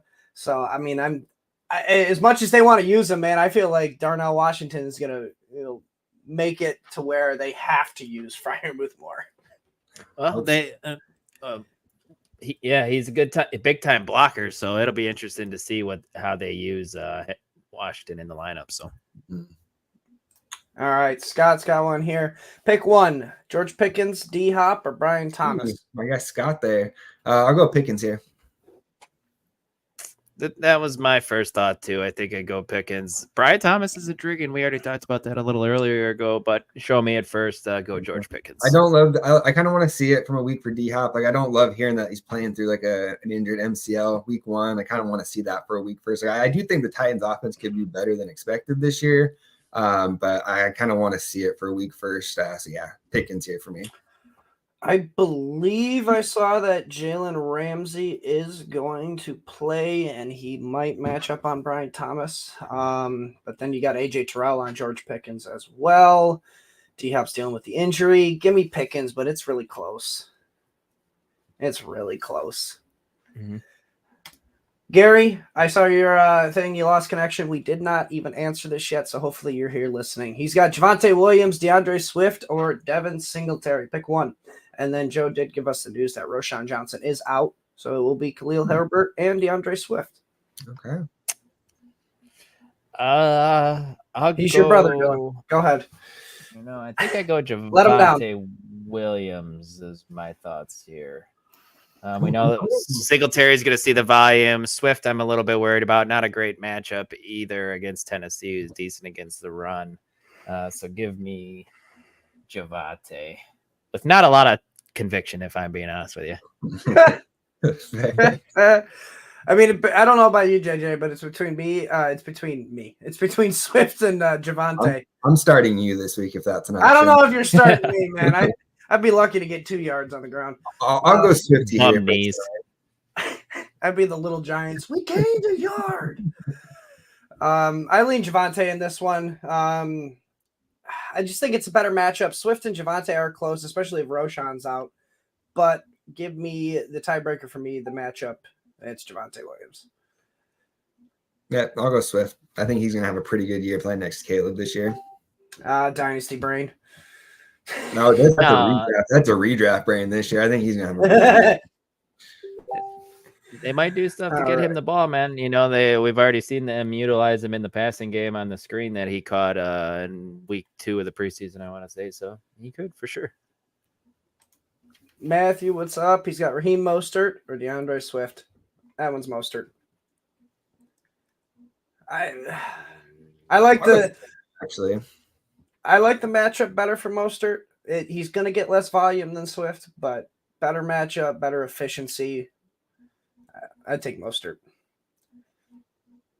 People are forgetting what Mostert did last year. The guy was RB4 in fantasy points per game. Like, if he's healthy on this offense, we've seen him be a top 5 RB. If he's going to get the touchdown even anywhere close to last year, yeah. I mean, you know, he's going to have touchdown regression. It's going to happen. But even if he has touchdown regression, what is he? RB8, RB9 in fantasy points per game? You're still taking that over Swift, I think. We got a fun one here from Dion. Taco salad, smoked sausage, or pizza for lunch? Depends how good the pizza is. Like, if you got a local place that's absolutely delicious. You've given us more thought on this already than you have on any other start set question. Like, anything higher than like a 7.5 as good solid pizza, I don't think you could go wrong there. That's where I lean is pizza. I feel like taco salad's the easy one you can kind of eliminate. Like, I don't know. I'm not a huge salad guy. So pizza there, and I don't know. You do the smoked sausage, make some nachos. You know, you can take the smoked sausage up a level. Hell, put the smoked sausage on the pizza. We had some crock pot pork left over from yesterday. Did some carnitas, so that's what I'm having today. Is some nachos. That sounds right delicious. on. Yes. That sounds delicious. Yeah, I'm actually doing some. Go ahead, Mike. No, I was just gonna say we do have 5 more minutes here, guys, to get your questions in before we do the DFS portion. So make sure you get them in. You guys did any survivor pools this week? No, I am not.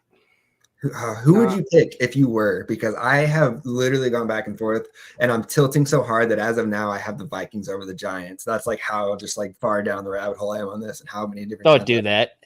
I don't like that, Jordan. The Vikings week 1 though. I mean, you might as well do the Panthers over the Saints. I have that one picked in the Pippin too. It's Sam Darnold on the road, man. That's what worries me. Jefferson, man. So screw being healthy. Get rid of the salad. Yeah, honestly, I tell my wife all the time that lettuce is just empty calories, man. Get that out of here.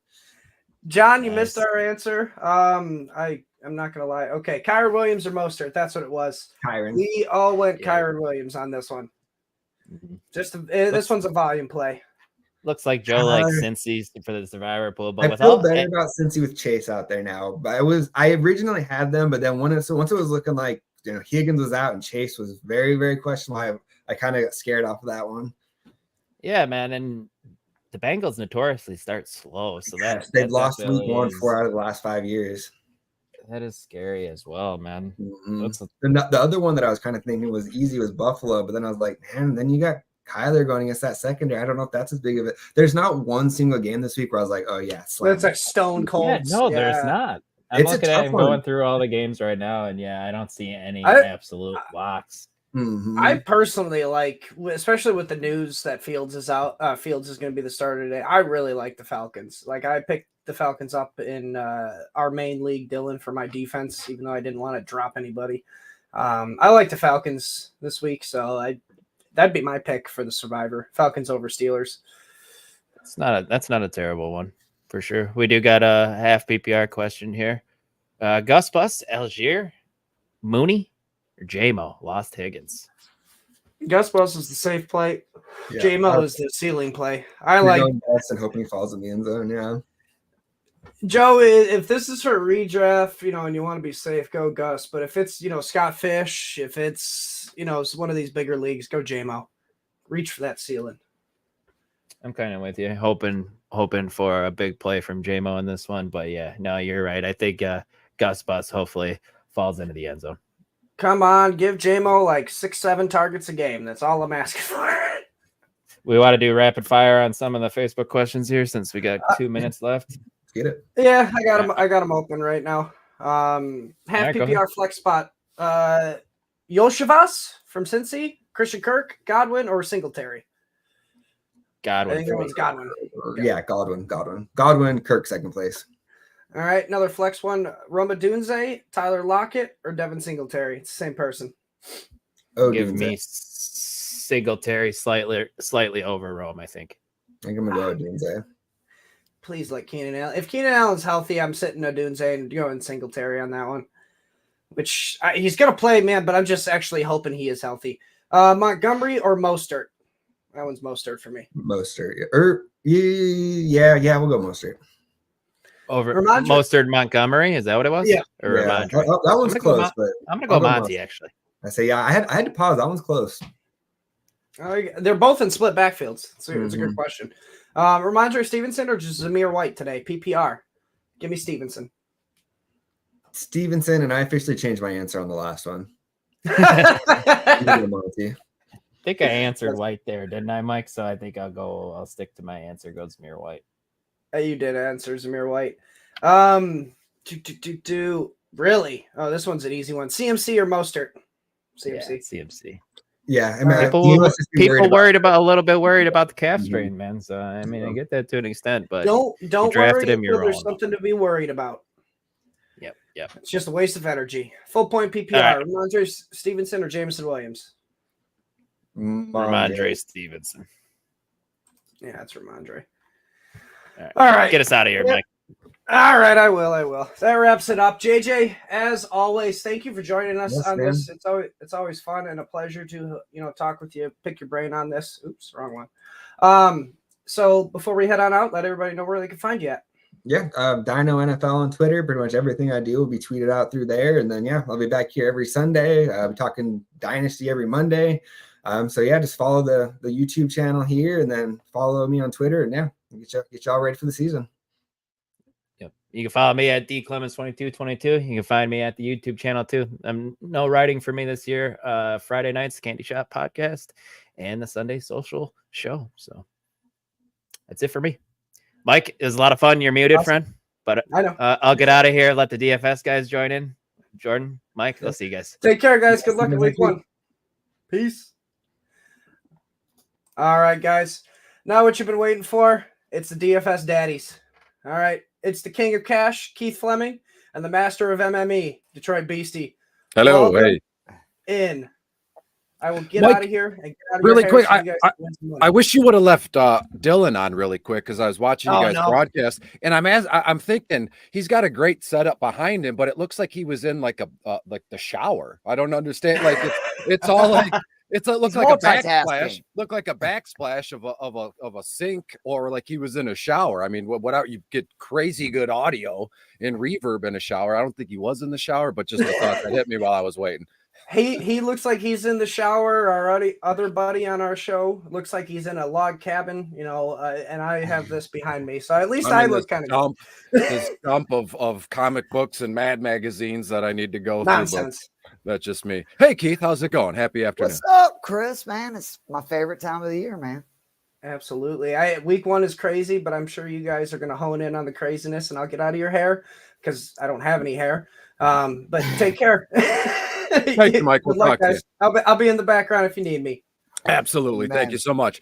So, Keith, we're just going to, as usual, we're going to talk DFS. But if you don't mind, I need a few minutes to open this broadcast really quick. Of course. And I've had some friends, we had Thursday night football. We had Friday night football in Brazil. Jordan Love gets hurt. And then social. I haven't heard, unless I'm just off my rocker, I haven't heard too much about, like the higher ups, anybody with some, gusto. Maybe McAfee will do it Monday morning, but I don't understand why the NFL puts their players in a position, to get hurt, or like what happened with Jordan Love. They play on this, like, not really a good surface in a dangerous area. I mean, Brazil's beautiful if you want to jump off cliffs and, dive into like crystal clear water, but to put, two NFL franchises, two very good, the Philly and Green Bay. I mean, that they're like both probably top 5 of fandom and winning and income and all of this stuff. And then second to last play of the game, Jordan Love gets hurt.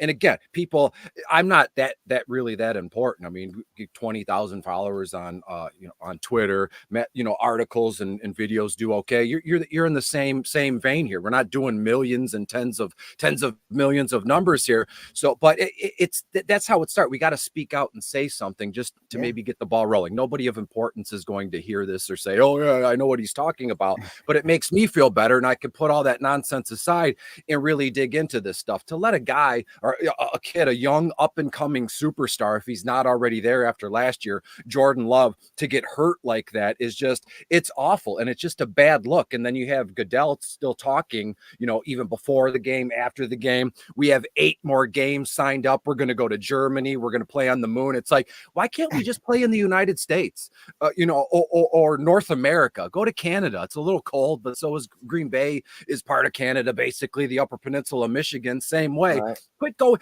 I understand you want to reach. You want to get it's a global kind of deal. Why can't we have a team of people 2-3 weeks out, a month out, really put a good field down there playing? It's like wrestling, right? You do a wrestling podcast. Yeah. I was on once. I know you like it, and it's like the ring of a mat is just basically 2x4s with a little mat on, but then on the outside it's literally concrete with a rubber thing like this. That's when the NFL goes and doesn't play in the United States at their sanctioned home fields.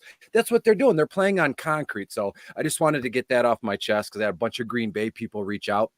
And they thought, in bad taste, oh, Jordan Love got hurt. That's awesome for the Lions. And that's great. The Bears are now a threat to make the playoffs. Why don't you shut up and have some class? Because the NFL hurts when a guy like Jordan Love is not active or hurt like that. And you hate to see anybody go down like that. So thanks for giving me the minute or two. Keith, what are we going to do today? I mean, I know generally it's DFS, but where are we going to go from here? So I figured that we could just, break it down, kind of talk about, obviously, you focusing on the MME plays, me on the cash. There's been some changes just with the news that, like Fields is starting now. I don't know what to do with Tyreek Hill, who is one of my favorite plays, and he had an altercation with the police right before, I guess he arrived at the stadium. So, there is some fluid stuff. Obviously, you want to keep checking the Schefters of the world to see if there's any other guys that are ruled out last minute, but I'm ready to win some money, hopefully. Yeah, absolutely. Baseball's still rolling. Still everything here at Fantasy Six Pack in terms of the stacks. Dave, shout out to Dave. He's in the Discord. It's like he lives there, he camps there, and this is a good option or a good time for little promotion. Not for me, not for you, but for the website. You can go over to Fantasy Six Pack, check out the Discord. You want personal service. You want your own DFS sommelier. I mean, I think that sommelier is more used for wine, but you can tag me. I'm sure you can tag Keith, and he's going to say hi. We're gonna get to what we need to do, and that's where we share all of our nonsense. Not only the notes and the written work, the published work, and the video stuff, but just own little ideas as they hit. Right? You see, everybody knows this far along. I just do notes. I go through pens and notebooks like it's not even. And so I just share my thoughts as they come up, and you can get in there. And this week 1, everything is free across the board at Fantasy Six Pack. And I know Mike is back there producing and all that. I don't know if Joe might hover and you just check in on the broadcast, but he hasn't said anything yet. The Thursday Night Football video, and I've done it again already for the Sunday Night Football video. I says, hey, you want more free stuff? Just go tag Joe, bug him. Maybe he'll go, you know what? A lot of people bugged me. I'll make week 2 a little bit free, and then maybe we can stretch it into week 3, just like, sprinkling just freebies in and out. So, if you're that inclined to love everything. He did comment on where Dylan's at. He said he's in a cell block. So He did give us that information. That must be federal prison then, because if you're a county jail, it's like cinder blocks. But must be federal prison. Or again, I'm standing by. He was in the shower, and that's fantastic. He said, "I'm here, bro." So he's here. Oh, all right. I don't want anybody. I don't want you to be upset. Everybody's going to love it. But I said it Thursday night. Just a quick rehash, and Sunday night football video. The Lions, yes, they're hosting the Rams again. It's just in my nature to just be like Robin Hood, right? Steal from, even though none of us here are rich, but the poor folks that want more free DFS and sports betting advice. Bug Joe, tag him on Twitter or in the Discord, which is a paid service or a premium membership, but you can get in and we'll go from there. So Keith, we'll run it through, right? We'll start at quarterbacks, and a lot of DFS shows, it's like they go through every game. I'm talking to friends and family. Week 1 is coming up. I need like an hour and a half on Sunday morning to broadcast. And there was a place in time when, writing for 17 different websites, I spent Sunday broadcasting live from like 8 a.m. till right about 1 o'clock.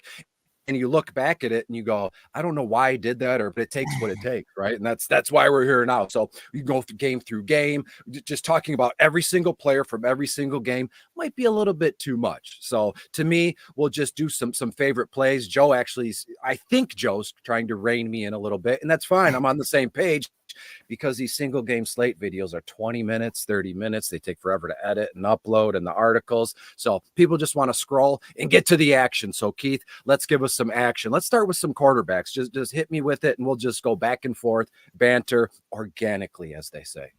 Sure. I mean, to be honest, with the Justin Fields news, I think that in cash, that's probably the play. I mean, he's $5K. That's the cheapest you're ever going to get a QB. We know he's a fantasy cheat code. Scored 20 or more points, 13 of his last 28 starts.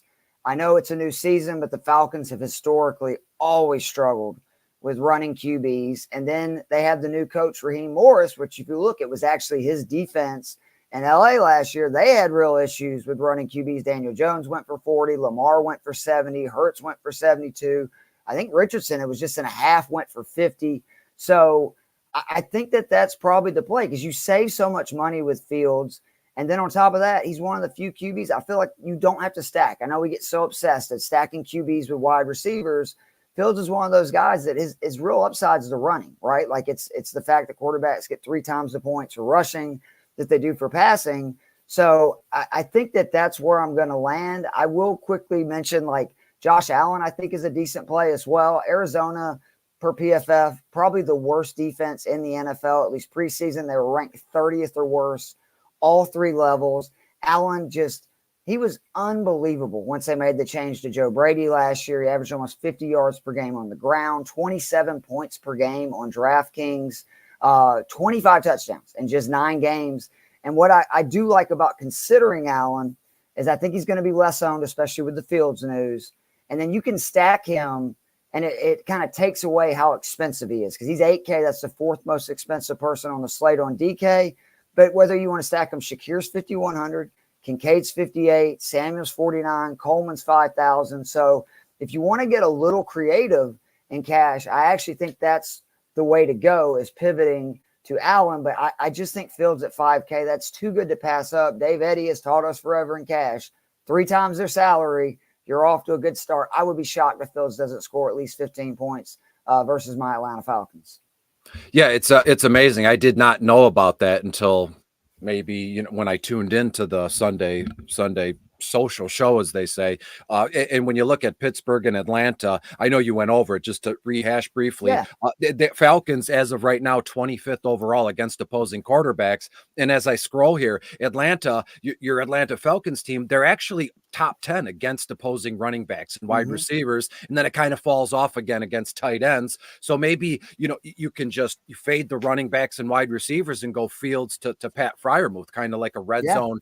If you have those 2 guys, Fields is no, he can take off and score. He's their best running back or their best, red zone running back. And if it's not him, maybe a dink and dunk to Pat Freiermuth there, who's actually in bottom of the barrel and actually pretty cheap. When I look at what I'm looking at for quarterbacks, I just want to let if you're watching, we're about 12 minutes after 12. You got 52 minutes in radio. They learn to tell the time like 7 different ways. It's 52 to the hour and 12 at it's exhausting. But when we look at what I have for quarterbacks, bottom of the barrel is out, as I said. And Baker Mayfield is a wonderful choice playing in Washington. Washington's dead last 30. I love this line. Washington is 32nd overall against opposing quarterbacks. And guess what, Keith? There's only 32 teams in the league. So that makes them dead last. There was something about Will Levis too, that tickled my fancy. They're playing in Chicago right now. Chicago 22nd overall against opposing quarterbacks, and Levis 6'9" on FanDuel, 5'3" on DK. I have Levis 255 to 260 yards, a touchdown pass, and 3 to 4 carries for another 10 or 12 yards. And it makes sense given how cheap he is across the board. But then it's like everything we've done this week leading up to content for today and even Monday Night Football, it doesn't throw a wrench into it. But then Justin Fields, the Justin Fields news breaks, and then everybody flocks to Fields. I mean, so it wouldn't be awful to put a lineup in with Justin Fields as your quarterback, but don't abandon all the work and time you spent this week, putting in DFS lineups. And one more public service announcement. Week 1 is always just nuts and crazy. You can't really expect much. Like I have the over-unders and final scores and betting leans, but I'm not going to share that in week 1 because anything is possible. It's still kind of Kevin Garnett on me right off the bat. It's kind of like a preseason, a little bit more hyped up preseason, but where I landed on quarterback this week, it's the rookie Jaden Daniels in Washington. Yes. Everything I just said was a long-winded way to get to Jaden Daniels. Washington is in Tampa Bay 23rd against opposing quarterbacks, $7,000 on FanDuel, 5.7 on DK, and Jaden Daniels is literally a perfect mix for a prototypical quarterback in Washington.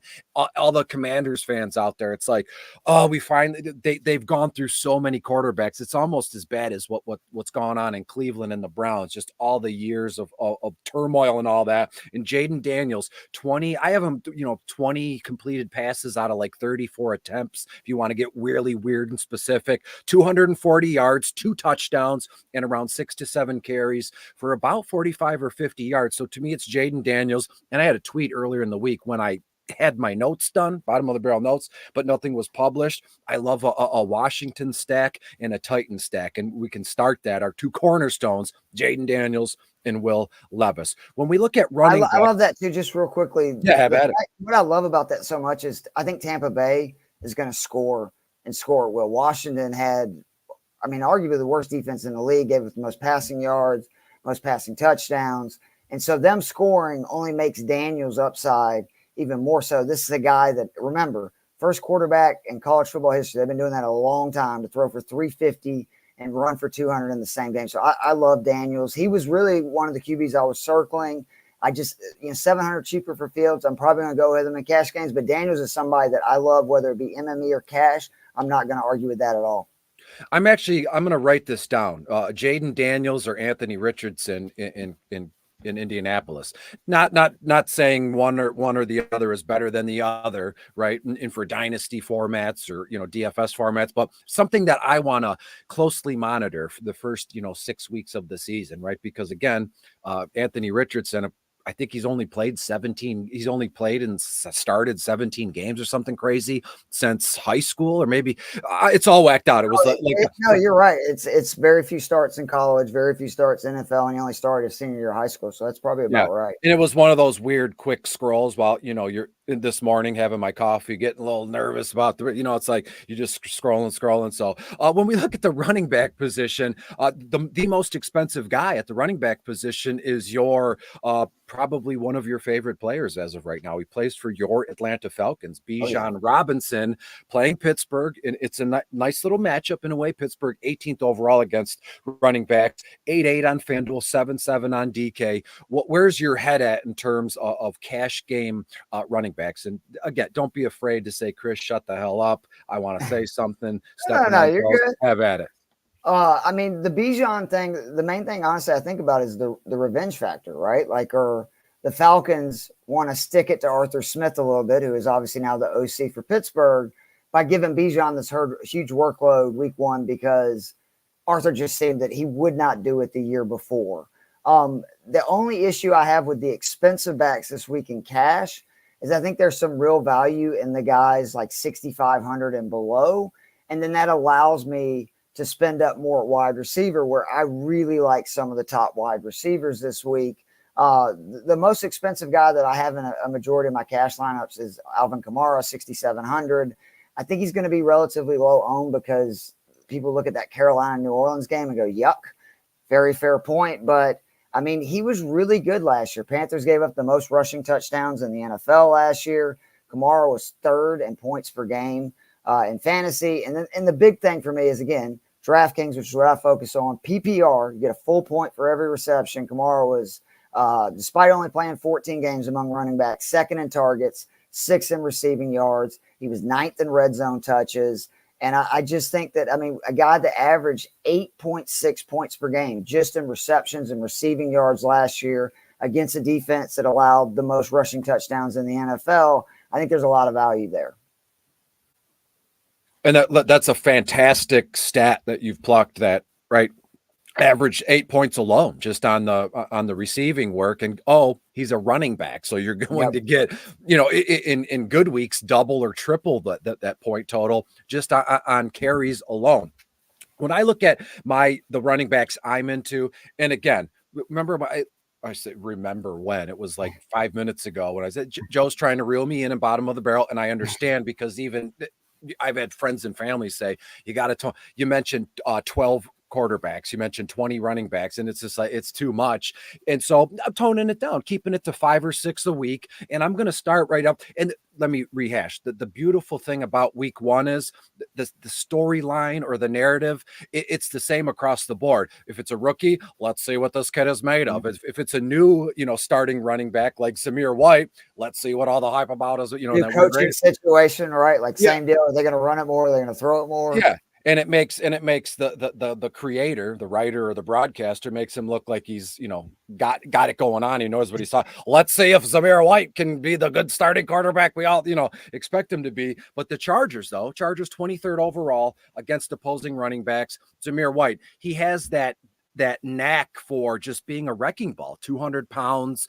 He's physical. He's going to run you down. But again, if you get him in the open field, he's like a gazelle, and he's going to get all the targets and touches that he can handle because Josh Jacobs has gone and has split 15, 16 carries, 65 to 70 yards. I think Zamir White becomes one of those running backs from a DFS perspective or a sports betting perspective where almost every week you can just add him into anytime touchdown parlay at the end of everything. You do your work and you put it together, and then at the tail end you put Zamir White in just to kind of sweeten the pot no matter what it is. I mentioned Tony Pollard, Taj Spears. Tennessee is in Chicago. Little double running back action from the same game. As it stands, Chicago 22nd overall against opposing running backs. Tony Pollard, we know what he's capable of, what he can do. And the same could be said for Taj Spears. We were all waiting for Taj to get some action. Derrick Henry split. And you were like, yes, he's going to be the starting running back.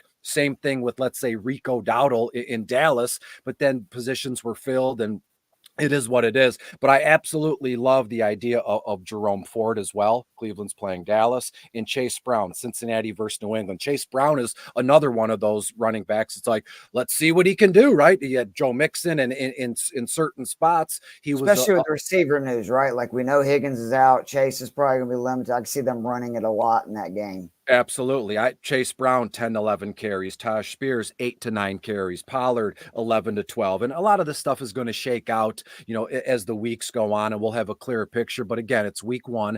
Anything is possible. So as I said, if anybody's got a pen or a pencil, you want to write this down, Zamir White, or just go to the website, Fantasy Six Pack, bottom of the barrel. Cannot miss it. Add something on White too, because I think you're so on to something. A lot of people are down on White. To me, the big deal is just, again, volume. Dave Eddy, speaks about that all the time, how important volume is. Zamir White saw volume those last 4 games. More importantly, the Raiders were really good in the 4 games where Zamir White was the engine of their offense. A plus 58, plus or minus difference in the 4 games down the stretch. That included a win over the Chiefs. Their only loss was a 3-point loss to the Colts. So I think that continues. And also Chuba Hubbard, another guy that I really like in cash this week, 5,300. Again, that New Orleans, Carolina game, people are going to look at it. It's not sexy, but volume matters. And with Brooks starting the season on IR, Hubbard is going to get the ball over his last 7 games last season in Carolina. Double-digit points on DK all 7 weeks. 19 rush attempts per. Averaged over 2 receptions. That's another free 2 points right there. 4 touchdowns, almost 15 points per game on DK. So I do like early in the season, especially at the running back position, looking at guys that I know are going to get the rock. Zamir White is one of those guys. Chuba Hubbard is another one because there's so much that we don't know because there's not a lot of data out there. It's a new season. The one thing we can kind of ring in is there's some of these situations where there's a clear lead back. Hubbard and White, in my opinion, are both in that category. You know what's wild is you talked about Zamir White in the last 4, I think it was 4 games of the season last year. He had, if I'm not like 493 yards or 491 over or 100 yards like per that. game. Yeah, and then that made me think, like, if I were to go to the grocery store and meet a stranger tells me his full name or a phone number, I would never remember that in a million years. But somehow I remember the exact yardage a running back I have no love for. I feel like that's the kind of brain power that folks tap into when they're doctors or surgeons. And it's like my smarts are awkwardly placed, right? Instead of writing and doing DFS, I could have used my brain to be a doctor. 93,173 people. I always remember WrestleMania 3, Hulk versus Andre. There was 93,000 people. I'll never forget that number. Yeah, and was it the Sky Dome, right? It was in Toronto. Oh, no, yeah. It was in Detroit. It was in your place. The Silver Dome. Yeah, the Silver Dome. Yeah. It's just wild what we, when we're interested in something, when we're interested or in love with something, we go all out for it. And I guess I just wasn't in love with going to medical school. Discipline is just not there. When we look at the wide receivers today, quickly start with Tyreek Hill's the most expensive wide receiver. And what a dope. What an absolute dummy. I mean, come on. He's already, I hate to say this. I don't want to get in trouble. I don't want to get the website in trouble or anything, but he's not really a smart man, right? He spends a ton of dough. He has his personal issues don't matter, but they do in terms, specifics here, right?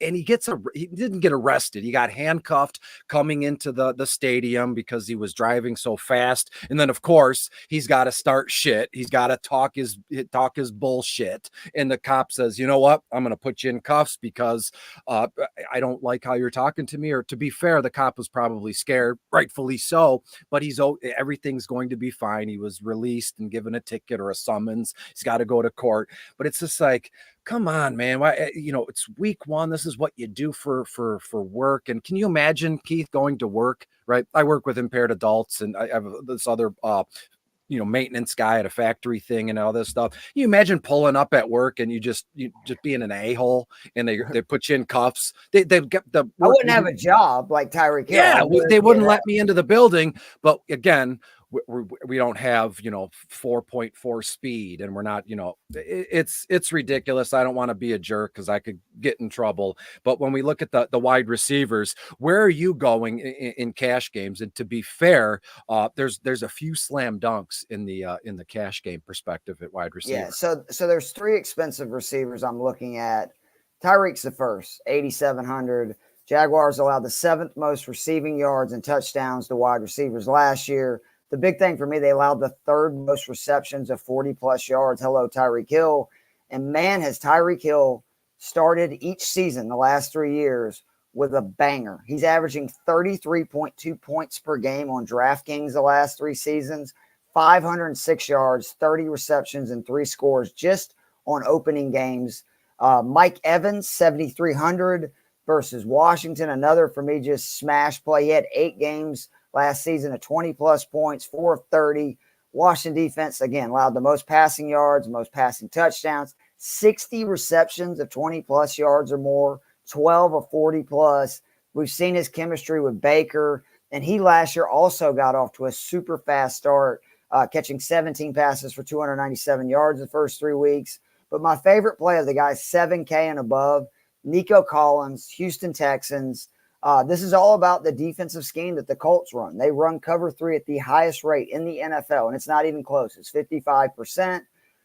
CJ Stroud last year, despite being a rookie, first in QBR against cover 3. Nico Collins last year, despite being second or third year guy, third in yards per route run versus cover 3. And then Collins had 2 games versus Indy last year. One was in the beginning of the season when everybody was healthy. It was both him and Dell and all the weapons. And then one at the end when it was just him and it didn't matter. And both of them he cooked. He caught 16 passes on 19 targets for 331 yards, 2 scores, almost 70 points in those 2 games on DraftKings. I know some people are concerned about Stephon Diggs and too many mouths to feed. I think Diggs was brought in to help Stroud's one issue in the NFL so far is he's not very good in the short to intermediate passes. That is what they brought Diggs in for. I still think Collins and Dell are going to be the big play machines. They've already paid Collins and, extended his contract.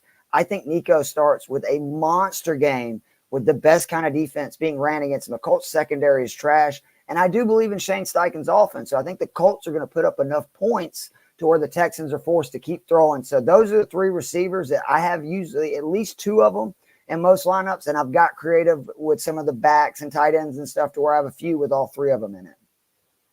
Yeah, it's beautiful and well said when we get into it. Time check, it's about 12:28, 32 minutes before kickoff across the main slate. Will start at 1 o'clock for week 1. Week 1 has already started. If you're tuned into this or you just woke up you're in a coma for 10 years, you just woke up this minute and go, what's going on? You're going, man, Isaiah Likely's the best player in the NFL. Who knew? Yeah, he's got the most points and the most. Yeah, it's nuts. So glad you finally woke up. I'm sure your family is elated. But now it's 12:29, so we have 31 minutes before 1 p.m. and it's week 1. It's nuts to me, and we all. Every year at the same time, it's tweets and Facebook messages and phone. I can't believe it's week 1 already. It came so quick. And to be fair, I used to say that, but I don't really think I ever meant it, right? But the off season gets shorter and shorter every year, right? We know the dynasty folks. There's a ton of them here at Fantasy Six Pack. This is a primarily, seasonal and dynasty website here. We're lucky Fantasy Six Pack had us to kind of grow the sports betting and the DFS side of things. But this is your home. Fantasy Six Pack is your home for anything rankings, projections. They got IDP cheat sheets. I mean, anything you need seasonal and dynasty wise. This is your home here. And the off season is shorter and shorter. And here we are. It's week 1 already. And I've made no bones about it. Wasn't the website's fault, wasn't your fault, wasn't Joe's fault, nobody's fault. I flamed out big time at the end of last season. First time ever in my 10, 12 plus years of writing and broadcasting where I questioned, do I want to keep doing this? Because I was just so tired. Like I felt like I felt like I had no free time. There was always a slate or a game and notes. And so to be fair, that was my problem. Everything's all right. And it's week 1 already. And we're glad you're back. Let's put it that way. Because it wouldn't be the same without you, Chris. Yeah, it's just I had this conversation with my therapist and family and friends, even a few. If you want to get, the honest truth, talk to little kids or impaired adults. They never mince words. They don't know how to, no filter. Yeah, no filter. And they don't know how to spin things to their advantage or have, they'll just go, no. You're a dummy. You would miss it. That's what I got. You would miss it. And I could picture myself, week 1, having done nothing, just being an a-hole, getting in everybody's business going. The video was great, but the editing stunk. Your graphics are, and all the players you recommend. So it's just like, don't be the old get off my lawn guy and just, go from there. And again, look, guess what? The fire's burning as strong as it's ever been. When I look at the wide receivers that I'm into, and by the way, just little banter back and forth. You noticed it's 12:30 right now. We're going to finish wide receivers, tight ends, and some DSTs, maybe some sports bets that you're into. And we don't want to be done, be done 20 minutes before 1 o'clock, and that's all right. But when we look at the wide receivers, Malik Neighbors, the rookie wide receiver for the Giants, had what was was looked upon as a fantastic preseason, right? He started a fight when the Lions Giants, joint practices, and he looks to be a stone cold stud. I think Malik Neighbors is going to be of the ilk of Justin Jefferson and Jamar Chase. Not that he's he's going to try and live up to that same thing, but what I'm getting at, he's going to come in as a rookie and just be a stone cold stud star right off the bat. The only issue is the quarterback play in New York. But again, look at what Jefferson can do, and Jamar Chase has Joe Burrow, so that's not even on the table. 8-9 targets, 5-6 receptions, and you're looking about 70 yards for him. Terry McLaurin, right? You mentioned yes, that's my guy. There is absolutely no opposition for targets. They brought in Noah Brown after he was cut from from Houston, right? Freeing up Nico Collins as you were getting at, and Stephon Diggs. But Terry McLaurin, there's absolutely no opposition for other, targets and catches. Terry McLaurin, I think he's had 3 straight 1,000-yard seasons in a row. And I don't 17 games, which to me is just as equally important. He's there every single week too. Yeah, and he never stirring the pot, never being a jerk. And he coming from Ohio State, you thought, he's going to be a Buckeye. A Buckeye is going to be a jerk and an a-hole. But Terry McLaurin has been a fantastic professional football player, and he's 6'2" on FanDuel, 5'6" on DK, $26 on Yahoo, 8-9 targets, 5-6 receptions, 75 to 80 yards, and I think he has a score. That's going to be a stat line pretty evenly, where you're going to be that 75 to 80 yards and a touchdown reception. I think with huge upside though, because McLaurin, I think you would agree, is one of the best down the field receivers in the NFL. Unfortunately, he's been saddled with like the Colt McCoys, Alex Smiths, Kyle, like all these horrible QBs. Jaden Daniels last year at LSU, almost 70% on passes that went 15 yards or more, 24 touchdowns, 1 pick. Huge upgrade for McLaurin, who I think is one of the best wide receivers in the NFL. And unfortunately, he's just been stuck in QB purgatory, right?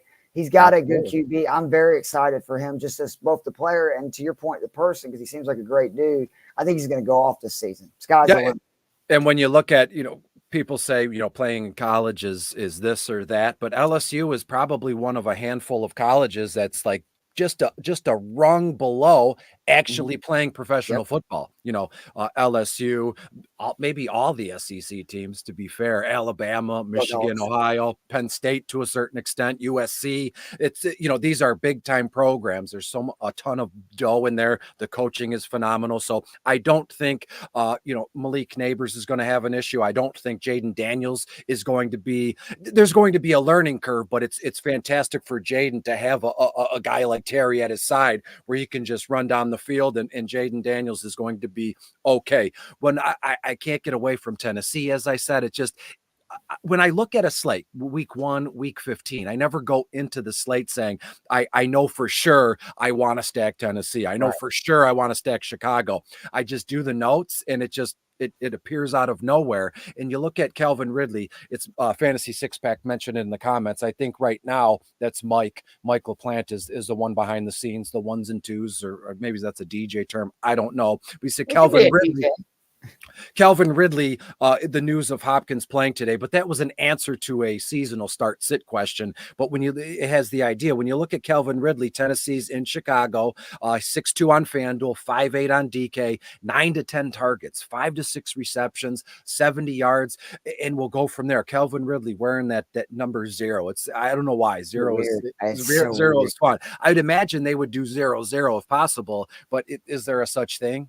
I've never seen it. So Zero is nothing. So how could you have 2 nothings, 0-0 in a row? But Calvin Ridley is in play today. Jordan Addison is kind of moving the needle for me. Has some off the field stuff. Please, just quit. In this day and age, I don't know why people are still, driving after when they're under the influence. Uber and everything. Yeah. Like just call freaking basically a cab. And And I don't know if I'm sure the Vikings, not their fans per se, but the staff and his teammates, that was probably, actually, it was awful because they had just lost a teammate to a drunk driving accident, not even a week or 10 days prior to him getting popped. So it's like, he's very young. He's got pride. They gave him a ton of dough. He woke up in the morning, he had, 10 million in there. And it's like, what do we do to someone that's have never daiquiris and go drinking or whatever, you never had money, and it's just like, in a way, I understand. If I were to wake up tomorrow morning with 10 million in the bank, my first thought, and I'm being completely honest, is what could I spend this money on? The first thing that would make me feel the best. How could how could I feel the greatest, no matter what it is? And just being honest about that. Jordan Addison, though, the Giants are 29th overall against wide receivers, 6-7 targets, 4 or 5 receptions, around 55 yards here. And it stinks that JJ McCarthy, hurt his meniscus, and he's going to be out for the rest of the season. But that's a weird injury. We've had some people hurt their meniscus or tear them or whatever, and they're only out 5 or 6 weeks. But for some odd reason, JJ in the preseason, and he's going to be out all year. I mean, their passing game, though, will be fine. I mean, I don't think Kevin O'Connell gets enough credit for being a true offensive genius. Cousins only played 8 games last year, and despite the other games being played by Joshua Dobbs, Nick Mullins, and Jaron Hall, they led the NFL in passing yards. So whatever you think of Darnold, they're going to be able to throw, especially with Justin Jefferson and Jordan Addison. They'll get Hawkinson back. I think people are kind of sleeping on the Vikings weapon. Are they going to be a good team? Probably not. But for fantasy, they're going to be fine, especially in the passing game. They proved it last year. I forgot about Dobbs. He had this wild career resurgence, and it was 3 different locations in 1 year, which is nuts. Yeah, it was literally probably, it seems like when you look at a situation like that, you're like, whatever's going on is it was of no human hand in a way. And I'm not talking about, Jesus, or he probably made a deal with the devil, to be fair. I mean, you think God's going to come down or Jesus is going to visit you in a dream and go, I'm going to make you really good at NFL football for only about 8 weeks. So do what you can in that time frame, to set yourself. I don't think God or Jesus, moves pieces around for football. Let's hope not. Let's hope he's got bigger fish to fry. Yeah, that goes on in Notre Dame. Touchdown Jesus, and he wasn't there yesterday either because they lost. And my last wide receiver is, you had mentioned Mike Evans. I'm in on Chris Godwin this week and moving forward. Washington, 32nd overall against opposing wide receivers. Chris Godwin, you look back there, he's been very good and this and that. Well, guess what? Chris Godwin has moved back into the slot full time, and I see no reason why he cannot. That's where he's made his living. And the opposing team, Washington, it looks as though rookie DB, I know a lot about this kid, Mikey Sanistrell, will be, get the coverage kind of, that he's going to be the coverage guy. And Sanistrell was fantastic in college, but it's like, you're in the big league, you're literally in professional football now. Let's see what you can do. Godwin is a phenomenal route runner, strong hands, makes a living yards after catch, 5.6 on FanDuel, 5.8 on DraftKings, 8-9 targets, 5.6 receptions, 65 to 70 yards. I see no reason why, in a perfect world, you can't stack up Evans and Godwin together, and then you come in and sprinkle Terry and Calvin Ridley in there, and you are rolling. Any other wide receivers? Yeah, I got 2 more guys. I do also want to say to your Godwin play, Washington was, again, last in passing yards and passing touchdowns by a significant margin last year. They also traded away both their best pass rushers kind of the middle of the season. So they actually got worse as it went on. They have not addressed the pass rushing situation. I don't see any way. I know Dan Quinn is supposedly a defensive guru in Atlanta. I didn't see that, but I don't see, without a pass rush and them not really upgrading at a lot of positions on defense, how that pass defense is going to be any better. But there's 2 other guys for cash that are under 5K I really like. The first is JSN 4,900. This is both a combo of the Grubbs offense. He's the offensive coordinator at Washington last year, had one of the best offensive schemes in in football, not just college football. Now he's bringing that to the NFL. But the big thing is Denver has all of one elite defensive player, and his name is Patrick Surtain. I'm pretty sure they're going to put Patrick Surtain on DK Metcalf a majority of this game. If they do that, that is going to either leave rookie Riley Moss or Jaquan McMillan up against JSN. McMillan last year over the last 6 games had a PFF grade of 52.2. And I just think that this Seattle's offense is going to be so much better. They were ravaged by offensive line injuries last year. They are healthy coming into this season. They may not be a lot better, but they have to be better. And I just think that Geno still proved he can play. He was top 12 in EPA and QBR rating with a little bit better offensive line. I think this offense is going to eat. And normally I'm a big Metcalf guy this year, but with Patrick Surtain, I'm leaning to JSN. And then the other guy is one of my favorite guys this year, especially right now with Zay Jones out, and that's Greg Dortch, 3,900, Arizona Cardinals. Last season, he played 4 games where he had at least 70% of the offensive snaps. He scored double digits in 3 or 4. If you go back the last 2 years, he's played 10 games with 70% or more snaps. In those games, he's averaging 8 targets, 6 receptions, just under 15 points per game. With Zay Jones being out, we know for a fact he's going to play 70% of the snaps today in a game that I think Buffalo's offense is going to roll. And that means Arizona is going to be in a lot of passing situation. That's very good for Dortch. That's very good for McBride. That's very good for Harrison Jr. But I just think Dortch at 3,900, because Dave Eddy, one of the cash game goats, always has taught me that 3 times number is where you start. If a guy's 3,900, I need at least 11.7 points to justify it. This guy's averaged almost 15 points per game in the last 10 games with 70% of the snaps. I'm almost positive he's going to get there. That's why I love putting Dortch in lineups at 3,900. Yeah, they don't call him Dortch the Torch for no reason. Right. I mean, that was probably started by a fan who made T-shirts and Right. outside the stadium I'll selling put a little money off of it. Yeah, as of right now, it's 12:43. We have, what is that, 17 minutes before kickoff at 1 or it locks. And so make the adjustments. Any comments or questions, we are here. There's a private chat, for the, Mike or Joe to say, don't say that or quit being a dummy. We got time, this and that. Luckily, but we haven't got any of those so far, though. So I don't think we ever have it. As I was saying it, I go, that's not at all how this works or has ever worked, but for the heck of it, you got to put on some sort of a show when you're broadcasting. Like right.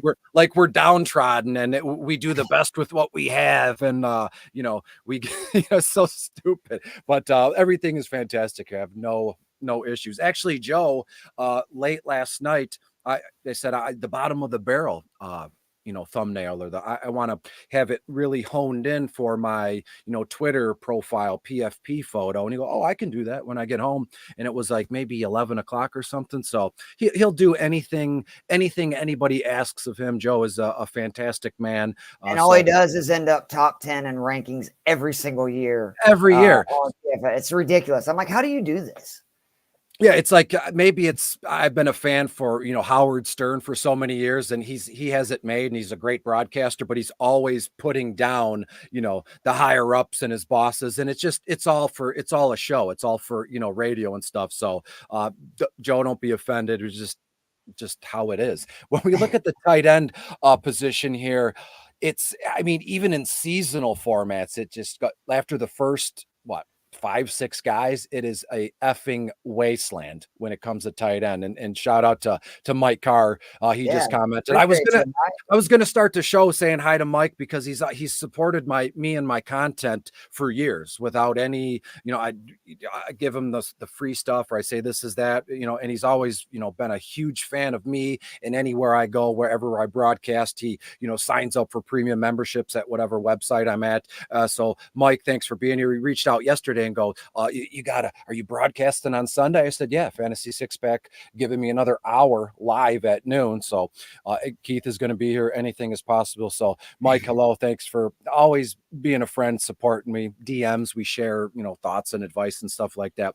When we look at the tight end position, in GPPs, it's an absolute slam dunk and it's so easy, but I'm going to toss it to you because the cash game specialist, but the tight end position is just from a DFS and a seasonal format. Well, I do think, though, that you can either go expensive this week, and there's basically 2 guys if you want to kind of spend down at QB, because you can do that with Fields and Daniels, who we mentioned at QB, guys like Tajay Spears, running back. You can find money if you want to spend up. The first would be McBride, 6,100. This is all about the Bills being without Matt Milano, their linebacker. They allowed, with Milano on the field, 6.7 yards per attempt with 0 touchdowns and 5 interceptions, covering the middle third of the field. This team plays, a good bit of zone.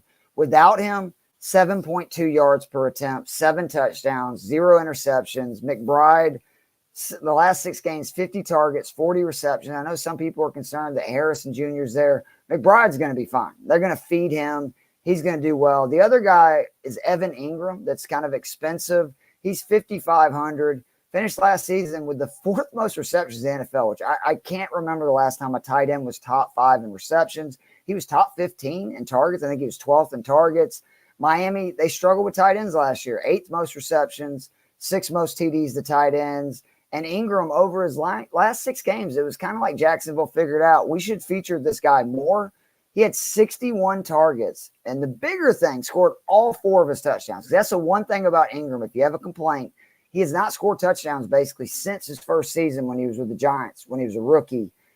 4 touchdowns last year down the stretch, all 4 of them in the final 6 games. I think them, losing Ridley, losing Zay Jones, they accounted for about 65% of Jacksonville's red zone targets last year. I think you're going to see Ingram get targeted more in the red zone. We know he's going to get a ton of targets and catches.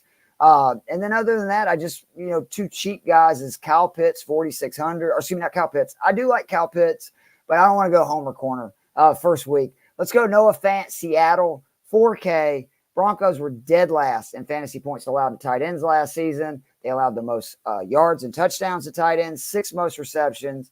What I like is Seattle cleared the room for Fant. Seattle always had the 3-4 different tight ends they'd use. This is Noah Fant's show. And the Broncos, again, have one elite defender. It's Patrick Surtain. He's going to be on Metcalf. You don't have to worry about that. But actually, the guy I really like, and it's going to make you a little sick saying it and putting him in your lineup, but it's just sometimes you got to do that in DFS. Zach Ertz, 3,600. The Bucs allowed the 3rd most receiving. I like it when Chris, I know, is on it. Sure. 3rd most receptions, 3rd most receiving yards, 6 most touchdowns to tight ends last season. What this is really about, though, is that despite only playing 7 games last season, Ertz was 10th in target share, 6th in target rate among tight ends. And I can't believe this. He has spent the last 3 years with Cliff Kingsbury in Arizona, obviously followed him to Washington. Over those 25 games, he averaged each season at least 6.2 targets per, with a high of 7.1 2 years ago. So you're going to get 6 to 7 targets in this Kingsbury offense for Zach Ertz. I think Ben Sinnott will eventually become the tight end in Washington. I'm really high on him. I think he's a very talented kid, but we've seen this is Zach Ertz' role in life now as he gets drafted on these teams with stud tight ends. They fight off Zach Ertz, giving the young kid the lay and being the number 1 tight end. So he's going to get at least 4 to 6 weeks. And I'm taking it this week in the Bucs. Again, this game I think is going to be the sneaky shootout. I think that you could expect 28 plus points from both teams. It's going to go back and forth. That's very good for Zach Ertz. Very good for Jaden Daniels, we talked about. Very good for Terry McLaurin. Mike, there's so many guys in this game I like. But Ertz at 3,600, knowing 6 to 7 targets the last 3 years in this system, I think that may be the best play for cash this week. Absolutely. And he, highlighted in bottom of the barrel this week. And you said everything wonderfully across the board. Tampa Bay, 31st against opposing tight ends. And again, DVP this time of year, it's all a numbers crunch from last year. But in DFS, even yesterday we can use yesterday or last year, right, for a little bit, but it really has no meaning or bearing on day of. Same thing with baseball and hockey. It moves so quick. And Zach Ertz, there is no competition at the moment. Ben Sinnott is going to take over for sure. But the idea with Zach is we know, unfortunately, I'm not wishing harm or bad will on anybody. We just know, that he won't finish the season. He's in the twilight of his career. He's had some nasty leg and ankle injuries as an older guy. I think he's in his early to mid 30s or something like that. But it's a use it or lose it kind of deal for week 1. at the position, so that Jaden Daniels, Terry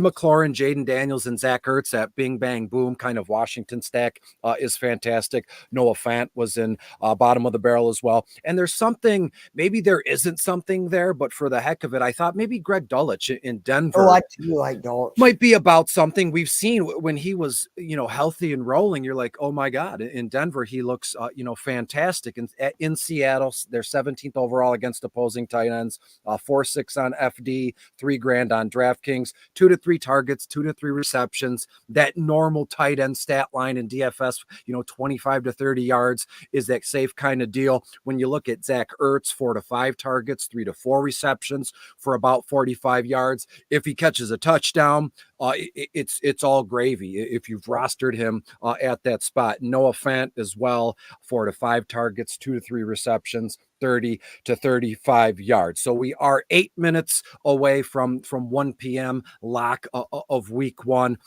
Keith, anything out of the blue or anything you feel compelled to tell the people or me at the last minute before we get the heck out of here?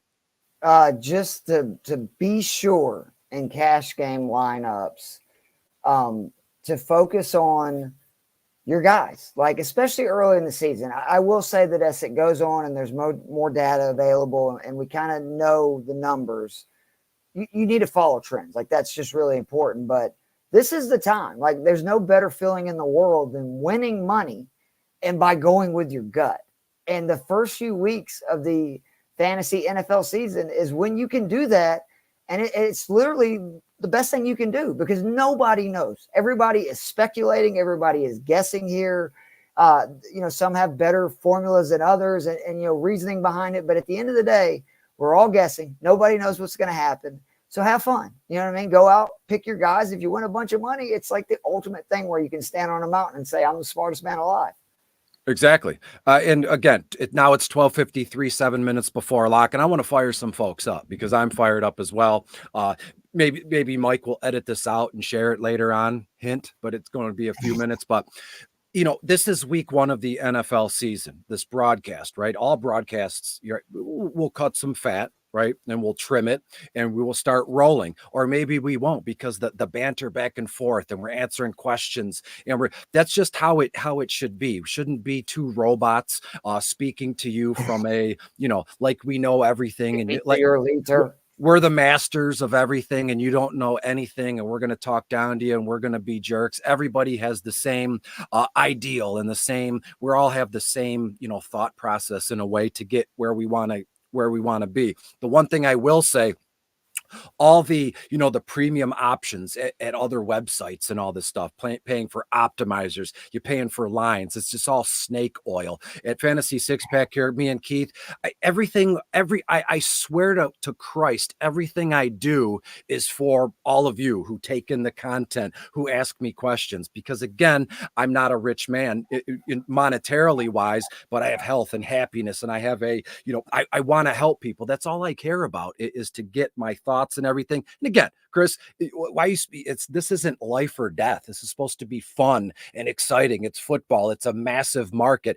Absolutely. And again, you can find dozens of other folks to follow. There's hundreds of other people, podcasts you can tap into. But I'm telling you right now, no one's going to have not the insight, but all the little, specifics about players and you just speak from your gut, right? I had this, not a coming to Jesus moment, but instead of speaking from absolutes in an article like Calvin Ridley, 17th DVP, I'm going to speak from here. I don't like it or I do like it, and here's why. You can get in or you can get out. I'm not going to be a sounding board or an echo chamber of other folks who are, trying to leapfrog others to get where they need to go. Everything I do, everything we do is for you, to give you fantastic information, because winning money money is fantastic, but having fun and being together and coming up with fun sayings and laughing and making fun of each other, that's the real wealth, right? Being great and getting together on a Sunday or a single game slate, Monday Night Football, and we'll go from there. So thank you to everybody who watches the videos. Mike and Joe, who has us on, gives us his airtime for the website. So week 1 is free as of right now. Bug Joe, maybe week 2 and week 3 will free, but we're never going to leave you, never going to lie to you, never going to mislead you, and I will never ever ask you for anything other than your time when it comes to DFS and the sports betting stuff. So be good, be safe. Keith, anything before we split here? Just real quickly, I got a bet on Sleeper if you want. $5 to win 120. Kyle Pitts over 47.5 yards. Evan Ingram over 44.5 yards. And yes, I do overs because what fun is it to bet unders? JSN over 44.5 yards. Tajay Spears over 2.5 receptions. Lab McConkey over 3.5 receptions. Alvin Kamara over 4.5 receptions. That is a $5 bet 24 times. So you would win 120.50 on a $5 bet. Let's have some fun. That is wonderful. And before we head out of there, make sure you go to the website at Fantasy Six Pack. Get in on the Discord. That's our home. That's where we're living all day, sharing our thoughts. Dave's literally living there, we think. Yeah, and if I'm not mistaken, I think it was Dave, or unless he was sharing a message from someone else on Discord, someone literally is not going to play Kyle Pitts today because he wears an ankle bracelet, or unless I'm whacked out and I don't understand it. That's the kind of, why not? I've done more with less information, or I've done less with more information, however you want to slice it. Get to the website. Sign in. It's free to sign up. And then if you want to pay a couple bucks as the season goes on for the premium memberships and all of that, please do that. Sunday Night Football. The Los Angeles Rams are at the Detroit Lions. The single game DFS slate video is done, people. Just editing and, tuning it up for you. That will be out probably within an hour of the end of this broadcast. And it just amped up. It's week 1. There's high expectations. Everybody is undefeated. Well, no, actually 2 teams have already lost this year, but the main slate of things, everybody's going for the same brass ring, and that is the Super Bowl this year. We'll see who gets there, but in the meantime, let's get together Sundays, win some money, and all is well. Be good, be safe, and we will see you next Sunday. Bye.